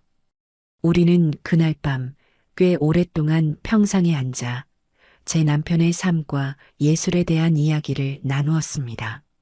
그렇게 안동에서의 평화로운 하룻밤이 지나고 드디어 지긋지긋한 명절 당일이 밝았습니다. 저는 아침 일찍 일어나 휴대폰을 아예 무음으로 바꿔놓고 게스트하우스를 나섰어요. 오늘은 그 누구의 방해도 받지 않고 오롯이 저만의 시간을 보내리라 다짐했죠. 하지만 제 그런 다짐은 그리 오래가지 못했습니다. 안동 시내의 한 찻집에 앉아 여유롭게 쌍화차를 마시고 있는데 주머니 속 휴대폰이 미친 듯이 진동하기 시작했어요. 화면을 보니 역시나 딸 지수였습니다. 받지 않고 버티기를 수십 번, 결국 저는 포기하고 전화를 받을 수밖에 없었습니다. 엄마, 도대체 어디야? 친구 만나러 간다더니 왜 전화도 안 받고 사람을 이렇게 걱정시켜? 수화기 너머로 들려오는 딸의 목소리는 거의 울음에 가까웠습니다. 저는 일부러 아무렇지 않은 척 태연하게 대답했죠. 어머, 우리 딸. 명절인데 바쁘지 않고 엄마한테 전화도 다 했네. 나야 친구랑 잘 있지. 너희야말로 맛있는 거 많이 먹고 명절 잘 보내고 있는 거냐? 제 여유로운 대답에 딸은 더욱 속이 타는 듯 했습니다. 엄마, 지금 그게 문제야? 아침부터 엄마가 없어져서 온 집안이 발칵 뒤집혔다고. 아빠 재산은 어떡하고 친척들은 또 뭐라고 하셔. 바로 그때였어요. 딸의 목소리 너머로 제가 가장 듣기 싫어하는 목소리가 불쑥 끼어들었습니다. 장모님, 저 현우입니다. 지금 어디서 그렇게 싸돌아다니시는 겁니까? 저희가 얼마나 걱정했는지 아세요? 사위의 목소리에는 걱정보다는 자신의 계획이 틀어졌다는 것에 대한 짜증이 노골적으로 묻어 있었습니다. 그리고 아니나 다를까 그는 곧바로 자신의 진짜 속내를 드러냈어요. 장모님, 저희가 장모님 안 계신 동안 그 낡은 창고라도 깨끗하게 치워놓으려고 했는데 문을 굳게 잠그고 가셨네요. 혹시 비밀번호라도 알려주시면 저희가 먼지 하나 없이 싹 정리해 놓겠습니다. 저는 그 뻔뻔하고 속 보이는 요구에 헛웃음이 터져 나왔습니다. 저는 잠시 동안 아무 말도 하지 않았어요. 수화기 너머로 두 아이가 제 대답을 기다리며 안절부절 못하는 것이 느껴졌습니다. 저는 쌍화차를 한 모금 마시며 마음을 가다듬고 제 평생 처음으로 아주 못되고 심술궂은 시어머니이자 장모가 되어보기로 결심했습니다. 저는 일부러 더 밝고 더 명랑하고 더없이 행복한 목소리로 깔깔 웃으며 대답했어요. 어머, 그랬니? 너희들 마음이 참 기특하기도 하구나. 그런데 어쩌나? 나는 지금 안동댐 밑에서 황포도배를 타고 뱃놀이를 하고 있단다. 여기 경치가 어찌나 좋은지 너희들 걱정할 겨를도 없네. 창고는 무슨 내가 돌아갈 때까지 손끝 하나 대지 말고 너희는 너희끼리 명절이나 잘 보내려무나. 그리고는 두 아이가 무어라 더 말할 틈도 주지 않고 보란 듯이 통화 종료 버튼을 눌러버렸습니다. 휴대폰 전원을 완전히 꺼버리고 나니 세상이 다 제 것인 양 그렇게 시원하고 통쾌할 수가 없었어요. 저는 찻집 창밖으로 보이는 안동의 가을 하늘을 바라보며 아주 오랜만에 소리내어 웃었습니다. 그렇게 사위 녀석에게 보란 듯이 전화를 끊어버리고 나니 속이 다 후련했습니다. 하지만 통쾌함도 잠시 제 마음 한구석에는 씁쓸함이 차올랐어요. 명절날 가족과 함께 있지는 못할 망정 이렇게 멀리까지 도망쳐 나와 전화로 실랑이를 벌여야 하는 제 신세가 처량하게 느껴졌기 때문이죠. 저는 남은 쌍화차를 마저 비우고 복잡한 마음을 달래기 위해 게스트하우스로 돌아왔습니다. 널찍한 툇마루에 걸터 앉아 가방에서 남편이 만든 작은 목각 인형을 꺼내 손으로 부드럽게 쓸어보았어요. 그러자 제 마음을 어지럽히던 모든 상념들이 거짓말처럼 가라앉고 평온이 찾아왔습니다. 바로 그때였어요. 어르신, 여기 계셨군요. 어제 만났던 젊은 대학원생 김민준 씨가 제 곁으로 다가와 조심스럽게 말을 걸었습니다. 어르신, 혹시 어제 보여주셨던 조각칼 말고 장인어른께서 만드신 다른 작품도 제가 볼 수 있을까요? 제가 잠깐 뵌 것뿐이지만 그 솜씨가 정말 예사롭지가 않아서요. 실례가 안 된다면 꼭 한번 보고 싶습니다. 그의 눈은 거짓없는 순수한 열정과 존경심으로 반짝이고 있었습니다. 사위 녀석의 탐욕스러운 눈빛과는 질적으로 다른 진짜배기의 눈이었죠. 저는 잠시 망설였습니다. 남편의 작품들은 제게는 너무나 사적이고 소중한 영역이었으니까요. 하지만 이 청년에게라면 제 남편의 삶한 조각을 보여줘도 괜찮을 것 같다는 믿음이 들었습니다. 글쎄, 실물은 다 서울 창고에 있어서 대신 내가 찍어둔 사진이라도 괜찮겠는가? 제 말에 민준 씨는 어린아이처럼 얼굴을 환하게 밝히며 고개를 끄덕였습니다. 저는 제 낡은 휴대폰을 꺼내 사진첩 깊숙한 곳에 저장해 두었던 창고 사진들을 그에게 보여주기 시작했어요. 먼지가 뽀얗게 쌓인 선반 위에 크기도 모양도 제각각인 수십 개의 목각, 인형과 동물 조각들이 빼곡히 들어차 있는 사진들이었죠.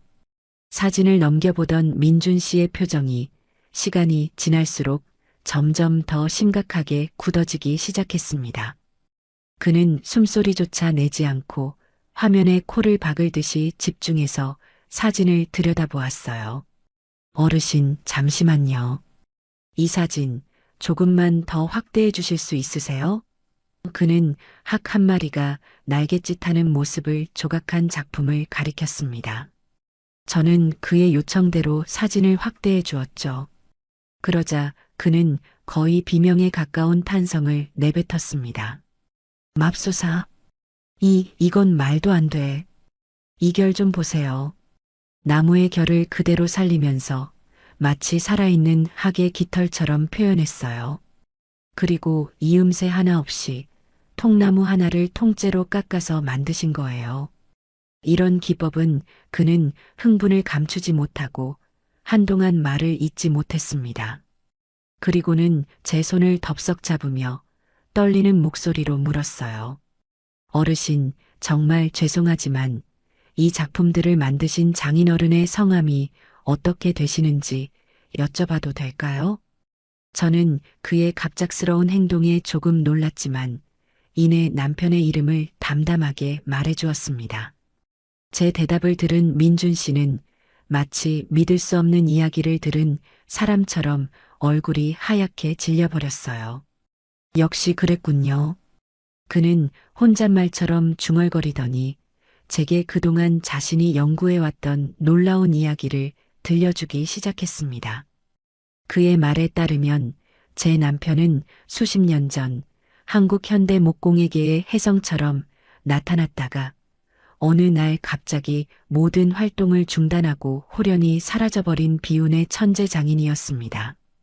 그의 작품은 기존의 전통적인 기법을 따르면서도 그 누구도 흉내낼 수 없는 독창적이고 현대적인 미학을 담고 있어 당시 학계에 엄청난 주목을 받았다고 해요. 하지만 그는 세상의 관심과 명예를 부담스러워했고 결국 모든 것을 뒤로하고 홀로 작업에만 몰두하는 삶을 택했던 겁니다. 남아있는 작품이 단 한 점도 없고 그를 기억하는 사람도 거의 없어 이제는 학계에서만 얼굴 없는 장인이라는 별명으로 전설처럼 전해져 내려오는 인물이라고 했습니다. 저는 민준 씨의 이야기를 들으며 온몸에 소름이 돋는 것을 느꼈습니다. 제 남편이 그저 나무 만지는 것을 좋아했던 무뚝뚝하고 과묵했던 내 남편이 그런 대단한 사람이었다니요. 민준 씨는 제 휴대폰을 돌려주며 거의 애원하는 목소리로 말했습니다. 어르신, 이 창고는 단순한 창고가 아닙니다. 이건 한국 현대 공예사의 잃어버린 한 페이지를 찾을 수 있는 살아있는 보물창고예요. 이건 돈의 문제가 아닙니다. 어르신. 이건 우리가 반드시 지켜내고 세상에 알려야만 하는 소중한 문화유산입니다. 제발 제가 도울 수 있게 허락해 주세요. 그의 진심 어린 외침에 제 마음속에서는 무언가 뜨거운 것이 울컥하고 솟아올랐습니다. 그동안 사위 녀석에게 시달리며 느꼈던 서름과 분노가 이 젊은 청년의 진심 앞에서 눈 녹듯이 사라지고 가자리에 남편에 대한 자랑스러움과 긍지가 차오르기 시작했어요. 저는 그날 제 남편의 유산을 지키기 위한 아주 중요한 결심을 하게 되었습니다. 명절 연휴가 끝나고 저는 새로운 결심과 함께 서울로 돌아왔습니다. 안동에서 보낸 며칠 동안 민준 씨는 제게 남편의 작품 세계가 얼마나 위대한 것인지 그리고 그것을 지켜내는 것이 얼마나 중요한 일인지에 대해 열정적으로 설명해 주었어요. 저는 더 이상 사위 녀석의 탐욕을 피해 도망 다니는 나약한 늙은이가 아니었습니다. 저는 이제 위대한 예술가의 유산을 지키는 단 한 사람이자 가장 강력한 수호자였죠. 집에 돌아오자마자 저는 창고 문에 육중한 자물쇠를 하나 더 채웠습니다. 그리고 혹시 모를 사태에 대비해 창고 근처에 작은 감시 카메라도 하나 설치했어요. 아니나 다를까 며칠 뒤 제 휴대폰으로 감시 카메라의 알림이 울렸습니다. 화면을 확인해 보니 사위 현우가 낯선 남자 한 명을 데리고 와 제 창고 문 앞에서 서성이고 있는 모습이 보였어요. 그 남자는 자물쇠를 이리저리 만져보며 문을 딸 수 있는지 살펴보는 듯 했습니다. 저는 그 즉시 집으로 달려갔어요. 제가 집에 도착했을 때 현우는 그 낯선 남자와 함께 창고 문을 억지로 열려고 낑낑대고 있었습니다. 제 기척을 느끼고 돌아선 두 사람의 얼굴에는 당혹감이 역력했죠. 지금 내 집에서 무슨 짓들을 하고 있는 거야? 제 불호령에 현우가 뻔뻔하게도 웃으며 둘러댔습니다. 아이고, 장모님. 오셨어요? 마침 창고 문이 낡아서 삐걱거리길래 제가 잘 아는 수리 기사님 모시고 와서 손 좀 봐드리려고 했죠. 저는 기가 막혀 헛웃음을 쳤습니다. 수리? 내가 보기엔 문을 부수려고 하는 것 같은데. 당장 내 집에서들 나가. 저는 두 사람을 호통쳐서 내쫓았습니다. 딸 지수는 옆에서 어쩔 줄 몰라 하며 엄마 미안해. 현우 씨가 그냥 전문가한테 한번 보여주기만 하자고 해서 라며 발만 동동 굴렀어요. 저는 그런 딸을 차갑게 외면했습니다. 그날 이후 우리 집에는 냉랭한 기운만이 감돌았죠. 며칠 뒤 약속대로 민준 씨가 저희 집으로 찾아왔습니다. 그의 옆에는 희끗희끗한 머리에 기품 있는 인상을 가진 노신사 한 분이 함께였어요. 민준 씨는 그분을 자신의 지도 교수이자 국내 최고의 권위를 자랑하는 민속학 박사님이라고 제게 소개했습니다. 저는 두 사람을 창고로 안내했어요. 창고 문이 열리고 수십 년간 잠들어 있던 남편의 작품들이 세상에 다시 모습을 드러내는 순간, 박사님은 입구에 멈춰서서 한동안 아무 말도 하지 못했습니다. 그는 마치 신성한 공간에 들어선 순례자처럼 경건한 표정으로 창고 안을 둘러보았어요. 그리고는 가장 가까이에 있던 작은 나무 기러기상 앞으로 다가가 조심스럽게 그것을 손에 들고 감탄사를 내뱉었습니다. 세상에, 이게 바로 전설로만 듣던 그분의 작품이군요. 이 간결하면서도 힘있는 칼자국, 나무의 본성을 거스르지 않으면서 그 안에 생명력을 불어넣는 솜씨라니 정말 위대합니다. 박사님은 어린아이처럼 흥분해서 작품 하나하나를 가리키며 제게 그 예술적 가치에 대해 설명하기 시작했습니다. 저는 그의 설명을 들으며 제 남편이 남긴 이 유산이 제가 생각했던 것보다 훨씬 더 대단하고 소중한 것임을 다시 한번 깨달을 수 있었어요. 바로 그때였습니다.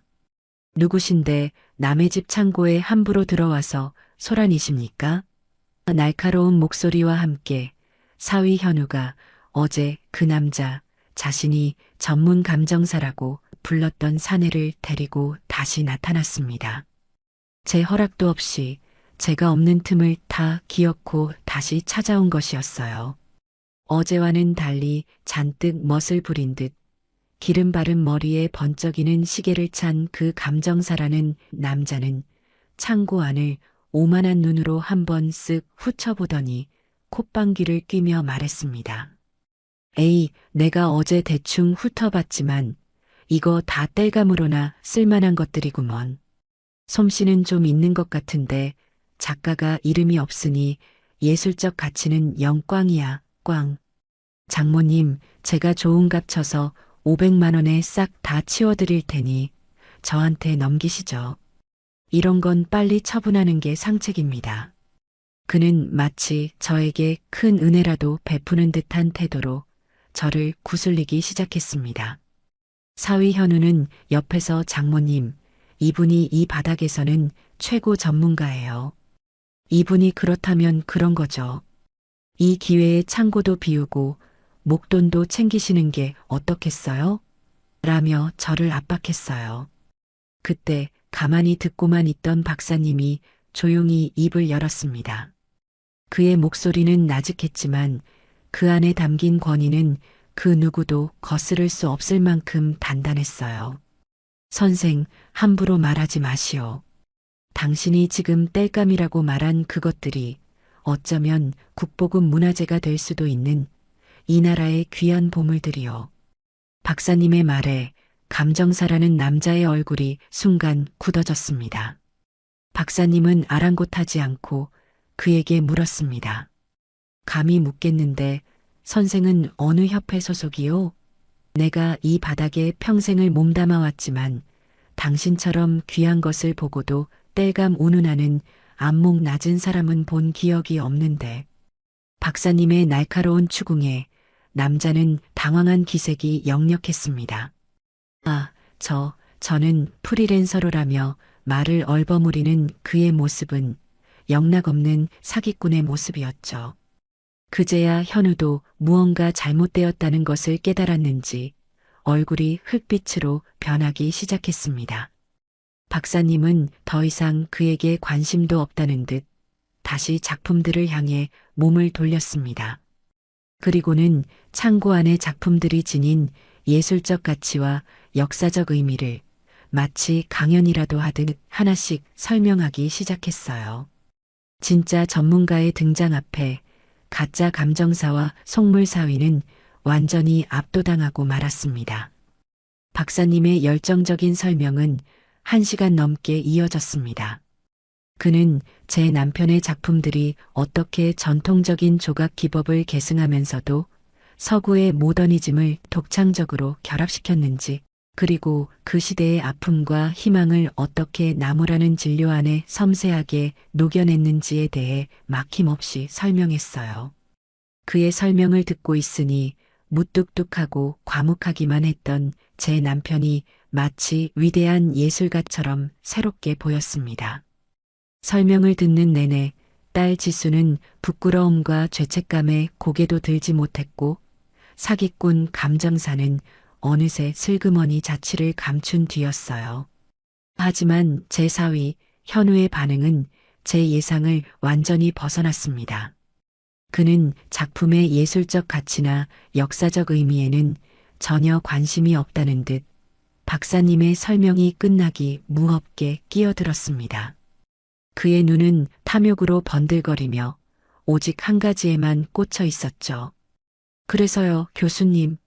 그래서 그 가치가 대략 돈으로 환산하면 얼마나 된다는 말씀이십니까? 억 단위는 되는 겁니까? 그 순간 창고 안의 모든 공기가 차갑게 얼어붙었습니다. 박사님은 더 이상 말할 가치도 없다는 듯 경멸적인 표정으로 현우를 한번 쳐다보고는 고개를 돌려버렸고 딸 지수는 여보 제발 그만해 라며 남편의 옷소매를 잡아 끌었습니다. 저는 그 모습을 보며 이 아이는 끝까지 변하지 않겠구나 하는 깊은 절망감을 느꼈어요. 저는 그 자리에서 모두가 들을 수 있는 단호한 목소리로 선언했습니다. 정서방, 그리고 여기 계신 분들 모두 잘 들으세요. 이 창고에 있는 물건들은 내 눈에 흙이 들어가기 전까지는 단 한 점도 팔지 않을 겁니다. 이건 당신들이 생각하는 것처럼 돈이 되는 물건이 아니에요. 이건 한평생 묵묵히 나무만 바라보며 살다간 내 남편의 역사고 내 사랑입니다. 제 선언에 현우는 믿을 수 없다는 듯한 표정으로 저를 바라보았습니다. 바로 그때 박사님의 주머니에서 휴대폰이 울렸습니다. 박사님은 전화를 받더니 잠시 놀란 표정을 짓고는 스피커폰으로 전환했어요. 박사님, 시청 문화재과 과장입니다. 방금 박사님께서 보내주신 자료를 보고 너무나 놀라 연락드렸습니다. 그 장인어른의 작품들이 정말로 다 현존하고 있단 말입니까? 박사님은 저를 한번 쳐다보고는 그렇습니다. 과장님.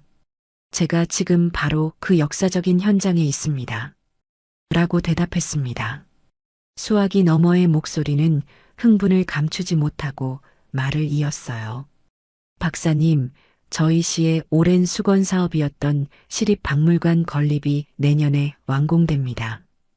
혹시 유족분께서 동의해 주신다면 저희가 그분의 작품들을 기증받아 박물관 내에 특별 전시관을 만들어 영구히 보존하고 그 위대한 업적을 기리고 싶습니다. 물론 기증 절차에 따른 합당한 보상과 예우는 저희 시에서 책임지고 약속드리겠습니다. 시청의 공식적인 제안이었습니다. 제 남편의 이름으로 된 영원히 사라지지 않을 전시관. 그것은 사위 녀석이 그토록 원했던 돈과는 비교도 할 수 없는 제 남편의 삶 전체를 인정해주는 최고의 명예였습니다. 박사님은 전화를 끊고 탐욕에 찬 눈으로 결과를 기다리던 현우를 향해 말했습니다. 들었는가? 이 작품들은 시장에서 거래될 물건이 아니란 말일세. 이건 우리 모두의 역사고 돈으로 살 수 없는 가치를 지닌 문화유산이란 말이야. 그 순간 사위 녀석의 얼굴이 절망으로 일그러지는 모습을 저는 똑똑히 보았습니다. 그것이 바로 제가 그에게 날릴 수 있는 가장 통쾌하고 완벽한 한방이었습니다. 시청 문화재과의 공식적인 제안이 있고 난 뒤 우리 집은 한동안 기자들과 방송국 사람들로 북적였습니다. 그 모든 소란이 잠잠해지고 난 어느 날 저녁이었어요. 저는 늦은 저녁을 먹고 거실 소파에 앉아 멍하니 텔레비전을 보고 있었습니다. 화면에서는 온갖 화려한 것들이 쉴 새 없이 지나갔지만 제 눈에는 아무것도 들어오지 않았죠. 바로 그때 딸 지수가 조용히 제 방문을 열고 들어왔습니다. 잔뜩 헬쑥해진 얼굴로 제 앞에 와서 아무 말도 못하고 그저 고개만 푹 숙이고 서 있더군요. 저는 아무 말 없이 리모컨으로 텔레비전을 끄고 제 옆자리를 손으로 툭툭 쳤습니다. 지수는 제 옆에 와서 죄인처럼 무릎을 꿇고 앉았어요. 한참 동안이나 우리 모녀 사이에는 무거운 침묵만이 흘렀습니다. 먼저 그 침묵을 깬 것은 딸이었습니다. 엄마, 미안해. 그 한마디를 내뱉는 지수의 목소리는 물기에 젖어 심하게 떨리고 있었어요. 저는 대답 대신 그저 딸의 어깨를 가만히 쓸어주었습니다. 그러자 지수는 그동안 꾹꾹 눌러왔던 감정의 둑을 터뜨리며 어린아이처럼 제 어깨에 기대어 울기 시작했습니다. 내가 정말 나쁜 딸이야, 엄마. 아빠가 남겨주신 저 소중한 공간을 나는 그냥 낡고 돈 안 되는 짐이라고만 생각했어. 현우 씨가 돈 잘 벌어다 주니까 그게 최고인 줄 알고 아빠의 마음을, 엄마의 슬픔을 하나도 헤아리지 못했어. 내가 정말 죽일년이야. 딸은 자신의 가슴을 치며 오열했습니다. 저는 그런 딸의 등을 토닥이며 가만히 그 울음을 다 받아주었어요. 지수야, 그만 울어. 엄마 마음 아프다. 아니, 엄마. 나 더 울어야 돼. 울어도 싸. 나는 아빠한테도 엄마한테도 너무 큰 죄를 지었어. 현우 씨가 그 창고 물건들 돈 된다고 했을 때 나는 엄마가 고집 부린다고만 생각했어. 아빠의 추억보다 우리 노후 자금이 더 중요하다고 생각했던 거야. 내가 어떻게 그런 생각을 할 수 있었을까? 내가 아빠 딸이 맞나 싶어. 그 눈물은 비단 저에게 하는 사과뿐만이 아니라 하늘에 있는 제 남편이자 자기 아빠에게 보내는 뒤늦은 참회의 눈물이라는 것을 알았기 때문입니다. 한참을 울어 조금 진정이 된 지수가 제 품에서 떨어져 자신의 방으로 향했습니다. 그리고 잠시 후 먼지가 뽀얗게 쌓인 작은 나무 상자 하나를 들고 다시 제 앞에 앉았어요. 엄마, 이거 기억나? 지수는 떨리는 손으로 상자를 열었습니다. 그 안에는 세월의 흔적을 고스란히 간직한 손바닥만 한 크기의 작은 나무 말 한 마리가 들어 있었어요. 말의 귀퉁이는 닳아 반질반질했고 꼬리 부분은 부러졌는지 없었습니다. 내가 초등학교 입학할 때 아빠가 밤새워서 깎아준 말이잖아. 친구들이 다 예쁜 플라스틱 인형 가지고 다닐 때 나만 아빠가 만들어준 이 나무 말을 가지고 논다고 맨날 울고 불고 했는데 아빠는 그때마다 속상한 내색 한 번 안 하고 우리 지수 말은 세상에 딱 하나밖에 없는 거야 하면서 내 머리를 쓰다듬어 주셨지. 그때는 그 말이 그렇게 듣기 싫었는데 지금 생각해보니 아빠 말이 맞았어. 이건 세상에 정말 딱 하나밖에 없는 거였는데.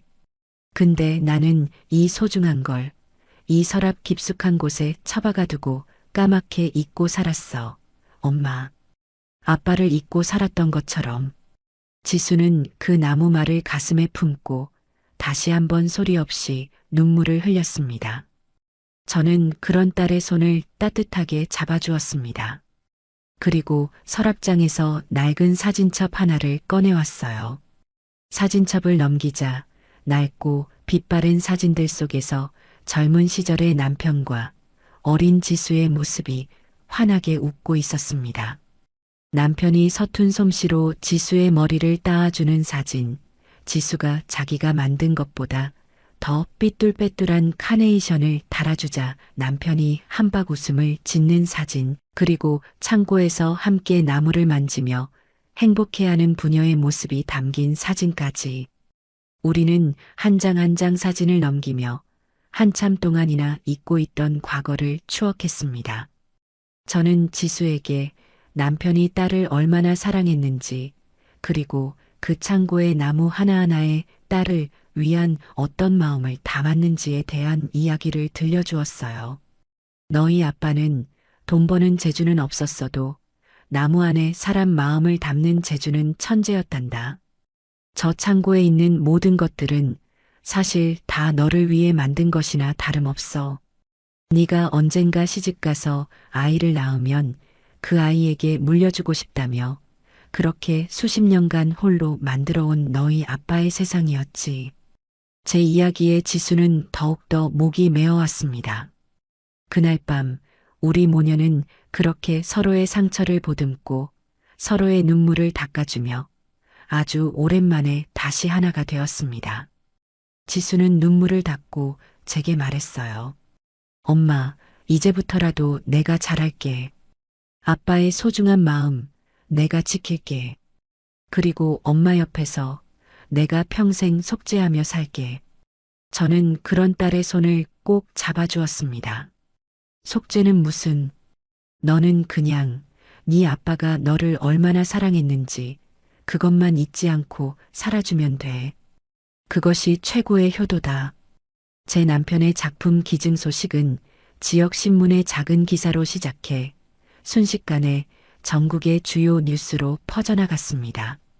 수십 년간 숨겨져 있던 비운의 천재 장인, 남편의 유산을 지켜낸 위대한 아내, 돈보다 예술을 택한 감동적인 사연. 사람들은 제 이야기에 열광했고 저는 하루아침에 유명 인사가 되어버렸어요. 집 앞에는 매일같이 기자들이 진을 쳤고 방송국에서는 저를 다큐멘터리의 주인공으로 섭외하고 싶다며 연일 연락이 걸려왔습니다.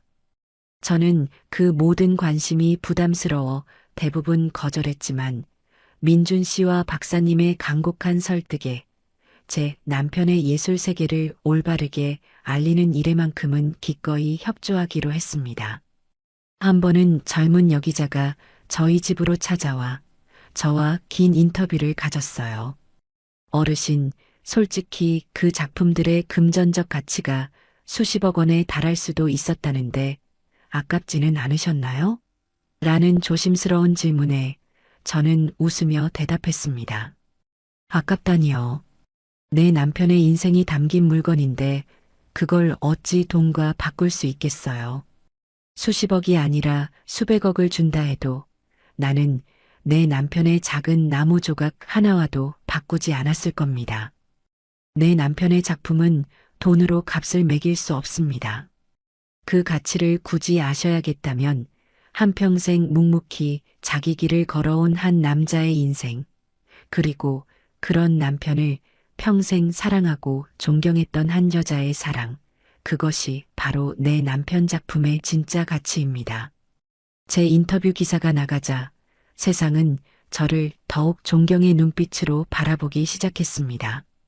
반면 제 사위 현우의 인생은 정반대의 방향으로 흘러가고 있었습니다. 골동품과 민속품을 거래하는 그 바닥은 생각보다 좁고 소문은 발보다 더 빨랐죠.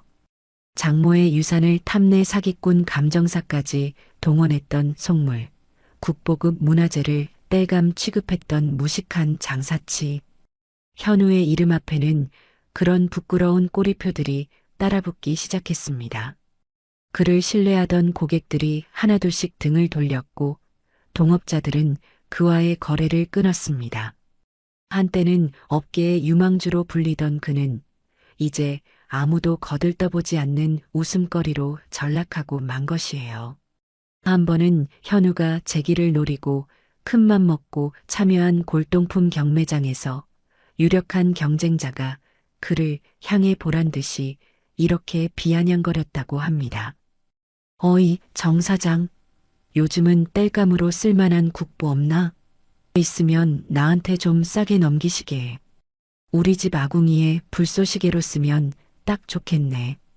그 말에 경매장 안의 모든 사람들이 그를 보며 비웃었고 현우는 얼굴이 시뻘개진 채로 경매장을 뛰쳐나올 수밖에 없었다고 해요. 딸 지수의 말에 따르면 그는 그날 이후로 완전히 무너져 매일 밤 술에 취해 들어와 내가 뭘 그렇게 잘못했냐며 울부짖는다고 했습니다. 시간이 흘러 마침내 시립박물관에 김진우 목공의 특별관이 문을 여는 날이 되었습니다. 개막식은 수많은 기자들과 문학의 인사들이 참석한 가운데 아주 성대하게 치러졌어요. 시장님과 박물관장, 그리고 박사님이 차례로 연단에 올라 제 남편의 위대한 예술혼을 기리는 축사를 했습니다. 저는 검은 한복을 곱게 차려입고 남편의 영정사진을 품에 안은 채 가장 앞자리 귀빈석에 앉아 그 모든 광경을 지켜보았습니다. 제 차례가 되어 연단에 올라갔을 때 저는 미리 준비한 원고 대신 제 진심을 담아 짧게 말했어요.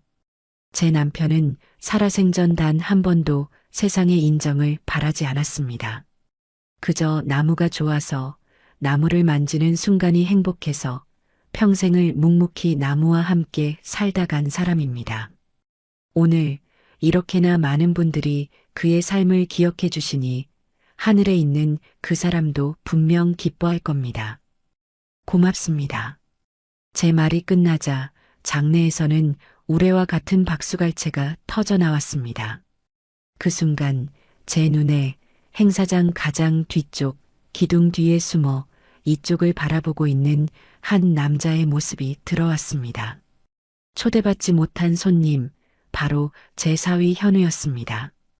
예전에 그 번지르르한 모습은 온데간데 없고 잔뜩 주눅이 든 초라한 모습으로 그는 차마 안으로 들어오지도 못하고 그저 멀리서 자신이 그토록 경멸했던 장인의 영광을 쌉쓸하게 지켜보고 있었습니다. 그 모습을 보니 통쾌함보다는 어쩐지 서글픈 마음이 더 크게 들었습니다. 전시회가 성공적으로 막을 내리고 제 삶도 다시 평온을 되찾았습니다.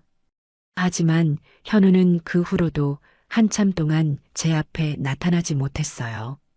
딸 지수는 거의 매일같이 저희 집으로 찾아와 저를 돕고 말벗이 되어 주었습니다. 그리고 올 때마다 조심스럽게 현우의 이야기를 꺼내놓곤 했죠. 엄마, 그 사람 요즘 정말 이상해. 매일 밤 아빠에 대한 책들을 찾아서 읽고 주말에는 인사동이나 박물관 같은 데를 혼자 돌아다니는 것 같아. 얼마 전에는 작은 목공소에 찾아가서 뭘 배우고 싶다고 기웃거리다가 쫓겨나기도 했대. 저는 딸의 말을 그저 묵묵히 듣기만 할 뿐 아무런 대답도 하지 않았습니다. 아직은 그 아이를 용서할 마음의 준비가 되지 않았기 때문이에요. 엄마, 그 사람 한 번만 만나주면 안 될까? 정말 많이 반성하고 있어. 엄마한테 꼭 무릎 꿇고 사죄하고 싶대. 딸의 간곡한 부탁에도 저는 그저 고개만 가로저을 뿐이었습니다. 그러던 어느 날 딸 편에 현우가 보낸 것이라며 두툼한 편지 봉투 하나가 전달되었습니다. 저는 그 편지를 읽지 않고 서랍 속에 넣어둔 채 며칠을 보냈어요. 하지만 자꾸만 그 편지가 눈에 밟혀 결국 어느 날 밤 저는 편지를 꺼내 읽기 시작했습니다. 죄인 정현우 올림이라는 문장으로 시작된 편지에는 서툴고 투박한 글씨로 그의 진심 어린 반성과 후회가 구구절절하게 적혀 있었어요. 그는 자신이 얼마나 어리석고 탐욕스러운 인간이었는지 돈이 세상의 전부라고 믿으며 살아온 자신의 지난 날이 얼마나 부끄러운지에 대해 고백했습니다. 장모님, 죄인 정현우입니다. 무슨 말로 이 죄를 사해야 할지 몇 날 며칠을 고민했지만 결국 이렇게 펜을 드는 것 외에는 아무런 방법도 찾지 못했습니다. 장모님, 저는 그날 개막식에서 장모님과 그리고 장인어른의 영정 사진을 보며 깨달았습니다. 제가 그토록 손에 쥐고 싶었던 성공이라는 것이 얼마나 허망하고 부질없는 것인지를요. 저는 돈으로 살 수 있는 것들만 줬다가 정작 돈으로 살 수 없는 가장 소중한 것들, 가족의 사랑과 사람의 마음을 모두 잃어버렸습니다. 저는 장인어른의 작품들을 보며 그 가치를 돈으로 환산할 생각에만 눈이 멀어 있었습니다. 하지만 이제야 장인어른께서 왜 평생을 가난한 몫으로 사셨는지, 그 창고의 나무 조각들이 장모님께 어떤 의미였는지 아주 조금은, 정말 아주 조금은 알 것 같습니다. 장인어른은 나무를 깎은 것이 아니라 당신의 삶과 장모님을 향한 사랑을 깎으셨던 것이더군요. 저는 감히 용서를 구하지 않겠습니다. 다만 제 어리석음을 평생 반성하며 살아가겠습니다. 부디 장모님께서는 언제나 건강하시기를 멀리서나마 빌겠습니다. 편지의 마지막 장을 덮었을 때 제 눈가에는 저도 모르게 눈물이 맺혀 있었습니다. 그의 진심이 서툰 글씨를 넘어 제 마음속으로 전해져 오는 듯 했어요. 편지와 함께 작은 상자 하나가 더 있었습니다. 상자를 열어보니 그 안에는 아주 서툰 솜씨로 깎아 만든 작은 목각 인형이 들어 있었어요. 아마도 제 남편의 작품을 흉내내어 그가 밤새 직접 깎아 만든 것이겠지요. 인형은 여기저기 흠집투성이에 모양도 볼품없었지만 저는 그 어떤 명품 선물보다도 그 서툰 인형이 더 갇히게 느껴졌습니다. 저는 그 인형을 남편의 유품인 목각 인형 옆에 나란히 놓아두었어요. 그리고 다음 날 아침 저는 딸에게 전화를 걸었습니다. 지수야, 이번 주말에 정서방이랑 같이 집으로 저녁 먹으러 오너라. 수화기 너머로 딸의 놀란 숨소리가 들려왔습니다. 마침내 다음 명절이 돌아왔습니다. 예년 같았으면 저는 벌써 안동행 기차표를 끊어놓고 가방을 싸고 있었을 테지요. 하지만 그해 추석, 저는 어디로도 도망가지 않았습니다. 대신 아침 일찍부터 부엌에 서서 찾아올 딸과 사위를 위해 정성껏 명절 음식을 준비했어요. 약속한 저녁 시간이 되자 두 아이가 현관문을 열고 들어섰습니다. 현우는 제 얼굴을 차마 똑바로 쳐다보지 못하고 장모님, 저 왔습니다. 라며 고개를 푹 숙였어요. 그의 손에는 값비싼 선물 세트 대신 그가 직접 농사지었다는 작은 과일 상자 하나가 들려 있었습니다. 저는 아무 말 없이 어서 오너라. 고생 많았다. 라며 두 아이를 안으로 들였습니다. 집에 들어온 현우는 거실에 앉지 않고 잠시 망설이더니 제게 조심스럽게 물었습니다. 장모님, 혹시 창고에 잠시 들어가 봐도 되겠습니까? 저는 말없이 고개를 끄덕였어요. 현우는 마치 성소에 들어가는 사람처럼 신발을 벗고 조심스럽게 창고 안으로 들어갔습니다. 그리고는 한참 동안이나 남편의 작품들을 하나씩 둘러보며 깊은 생각에 잠겨 있었어요. 잠시 후 그는 어디선가 낡은 걸레를 찾아와 먼지가 쌓인 연장들과 작품들을 하나씩 정성껏 닦기 시작했습니다. 돈이 될까 싶어 눈을 번뜩이던 예전의 그 모습이 아니었어요. 그의 눈에는 한 위대한 장인에 대한 진심 어린 존경심이 가득 담겨 있었습니다. 그는 낡은 조각칼 하나를 집어들고 제게 물었습니다. 장모님, 이 칼은 장인어른께서 어떤 작품을 만드실 때 주로 쓰셨던 겁니까? 칼날의 모양이 참 독특합니다. 저는 그의 질문에 남편이 그 칼로 지수의 나무말을 만들어주던 날의 이야기를 들려주었어요. 현우는 제 이야기에 귀를 기울이며 연신 고개를 끄덕였습니다. 저는 조용히 부엌으로 가 따뜻한 찬물을 끓였습니다. 그리고 찻잔 2개를 들고 창고로 향했어요. 제가 내민 찻잔을 현우는 두 손으로 공손히 받아들었습니다. 목이 마를 게다. 천천히 마시거라. 제 말에 현우는 감사합니다, 장모님. 이라며 낮은 목소리로 대답했습니다. 우리는 한참 동안이나 아무 말 없이 남편의 흔적이 가득한 그 공간에서 함께 차를 마셨습니다. 차를 다 마시고 제가 먼저 침묵을 깼습니다. 정서방, 다음 명절에는 우리 다 같이 안동에 한번 가세. 제 갑작스러운 제안에 현우가 놀란 눈으로 저를 쳐다보았습니다. 저는 그의 눈을 똑바로 바라보며 말을 이었어요. 자네가 돈으로만 보았던 그 작품들이 어떤 흙과 바람 속에서 태어났는지, 자네 장인어른이 어떤 젊은 시절을 보내며 어떤 꿈을 꾸었는지, 이제는 자네도 알았으면 해서 그러네. 그 사람의 진짜 이야기를 내가 하나씩 다 보여주고 싶네.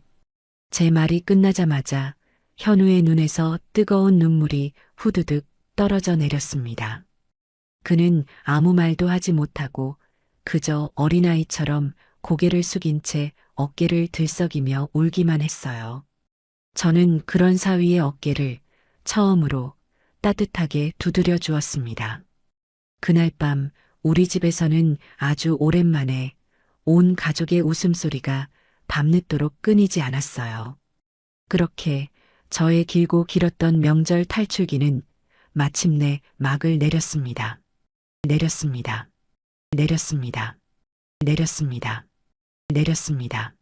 내렸습니다. 내렸습니다. 내렸습니다.